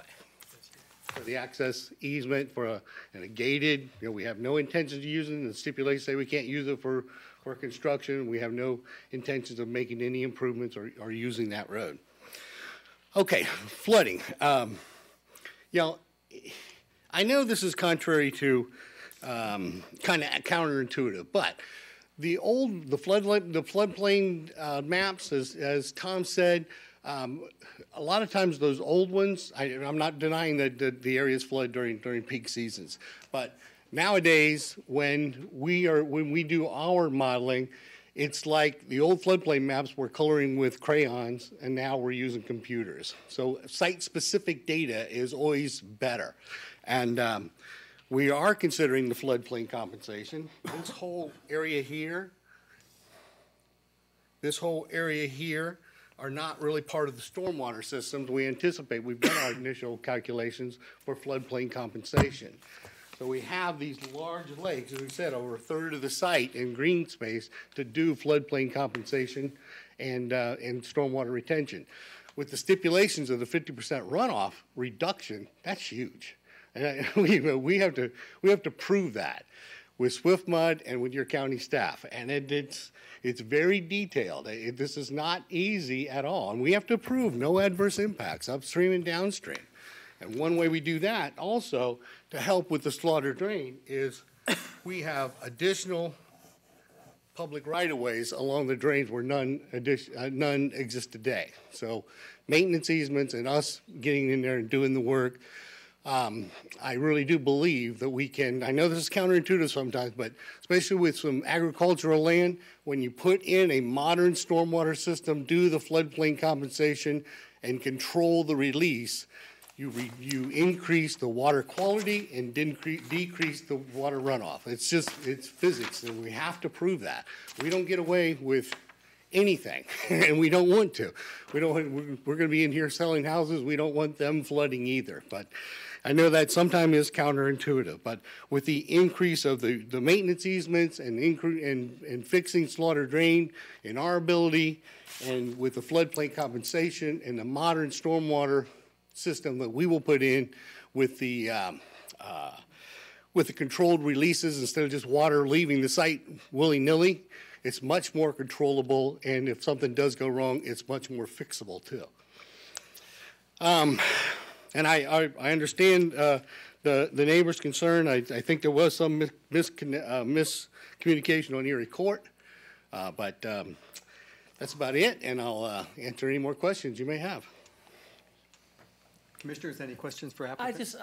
Again, I feel some anxiety about this because I hear these people. I've had, I lived in South Florida where we had hurricane flooding all the time, and you can have really good areas and they flood with different cycles. But I'll tell you what I think. I think that I really trust our staff. And I have rarely, I can't think of the number of times I've voted against something they've recommended. And the one thing I would say, and I think if you see it with the staff that we've got here, that I would be dependent on them, that when this comes through, that they do exactly what he said, that they're reducing that outflow by 50%. So you may not stop your flooding, but I got to believe that you're going to have a lessened condition that will make better. And I'll certainly look to Mr. Gerstenberger to defend that position and obligation that we have. So. I could add one more thing. This is, remember, on the future land use, this is Res 9. I know. This is about as innocuous use as I could get on there on a Res 9 property.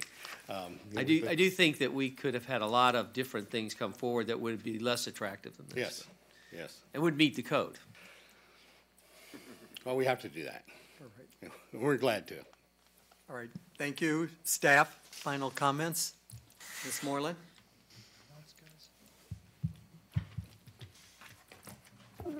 Stephanie Moreland, and I've been sworn. I really don't have a whole lot to add to this. I think it's been clarified that there will be no sidewalks on the Erie Court. It's the sidewalk, the pedestrian path will be in this development to get access to Erie Court. And that was a requirement for the school board, and I won't speak on their behalf. They will probably be here at board. But for that, The flooding, Tom spoke on that, so there's no reason for me to say anything about that. I believe that concludes. The site is a Res 9, yes. It has potential for 9 dwelling units per acre. There's one thing, though, that stands in my mind. Erie Court is a very small roadway. It's 30 foot wide. It's a roadway that was dedicated with the Tamiami Farms plat, which is an old plat in the community. But when I did this review, I took this case over from another planner, and my first thing to the applicant, I asked for access off of Erie Court, thinking that was the best way the traffic should go. The traffic should be split. And he said, well, the neighbors don't want any interruption of this road, how it's built right now. The neighbors don't want it. So we're just going to send the traffic through to the adjacent subdivision. I questioned that as well, but then they said I guess there's a partnership there between the two developments, or of some kind of ownership where, so with that, we proceeded. We said, okay, well, if the same person or the same companies or LLCs are involved with both projects, then we guess it should be all right. And then we found that the roads are public roads in the adjacent subdivision to the east. So with that, their roads will be public. The adjacent subdivision has public roads. And I want to say I live near this area, and I've been out in that area for 35 years. The 96th Avenue East used to be a little narrow little road going through Beck Estates. The other day when I went out there for site visit, I was surprised at how nice 96th Avenue East is. It's been improved. It has sidewalks going down the side, as I mentioned in my presentation. It looks so different. It looks so nice out there now. And I believe that this project is a good project. Yes, there are some flooding issues, but remember, we have to make improvements if we want things to stop flooding. You have to do improvements. I mean, that's how it is. Erie Road needs improvements as well. It's a scary little road to drive down at night. I saw a cow. A cow got hit on Erie Road. So if we want the flooding to stop, improvements need to take place. And had this developer been able to build Erie Court to a decent standard or to county standard, maybe some of the problems that they are experiencing might be eliminated. So I just wanted to say that in my rebuttal. Thank you. Mr. Galliano from staff. Yes, Nelson Galliano from Transportation Planning.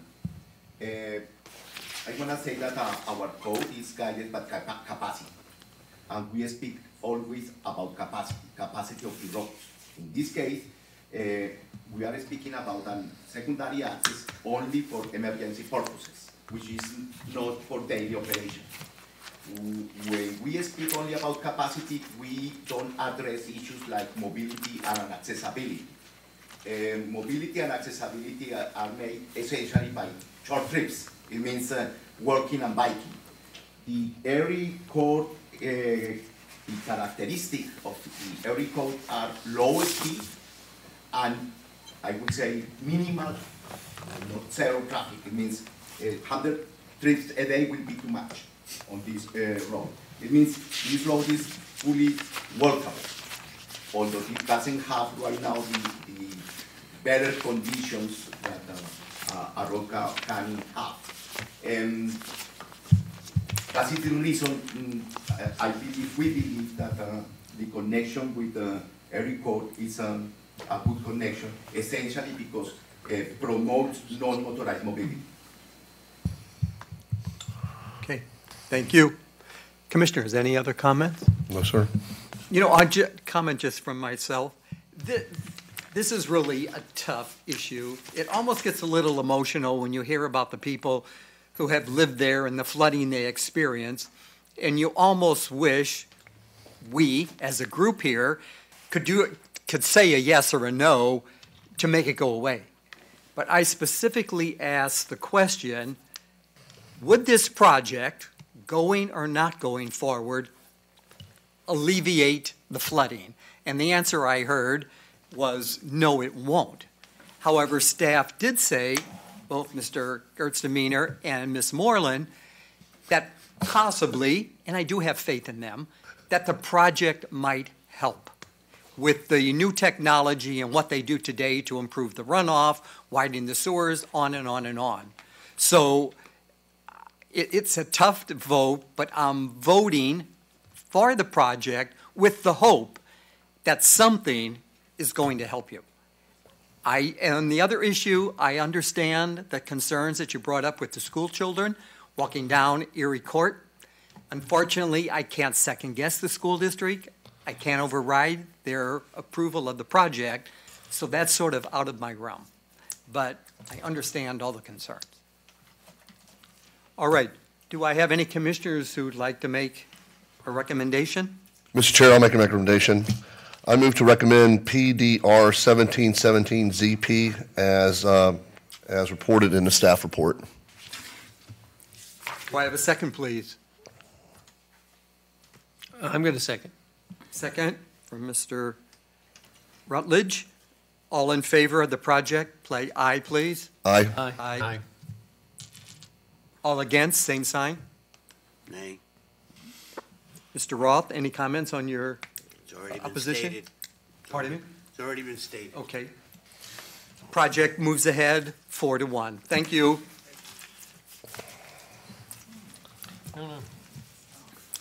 Did you? That was our last item today, so it is 12:35 and the public hearing is closed. And I think that's unlimited parking, Mr. Chair. Thank you, Mr. Chair. Thank you, Counselor. Yes, thank you. I didn't get arrested today. Yeah, I was worried about that. Came out of the woods. Thank you too much. Right. Lunch or something, or chat, or? So, our chairman, project, does he work for Don New? No, he works for Kimberly Horn. Oh, okay. So he did I think he did the traffic Yeah, he or did the something. traffic, so that's a whole other. Yeah. That's why you can't sit there. That's why, I worked on that project up on 64 a couple of times. Yeah, because I haven't done it. Store, And so you know I how wanna that be careful is, about it's like some when you stuff. really gotta go, it's like, I tried to buy it on. Oh, did you? I'm hungry, so I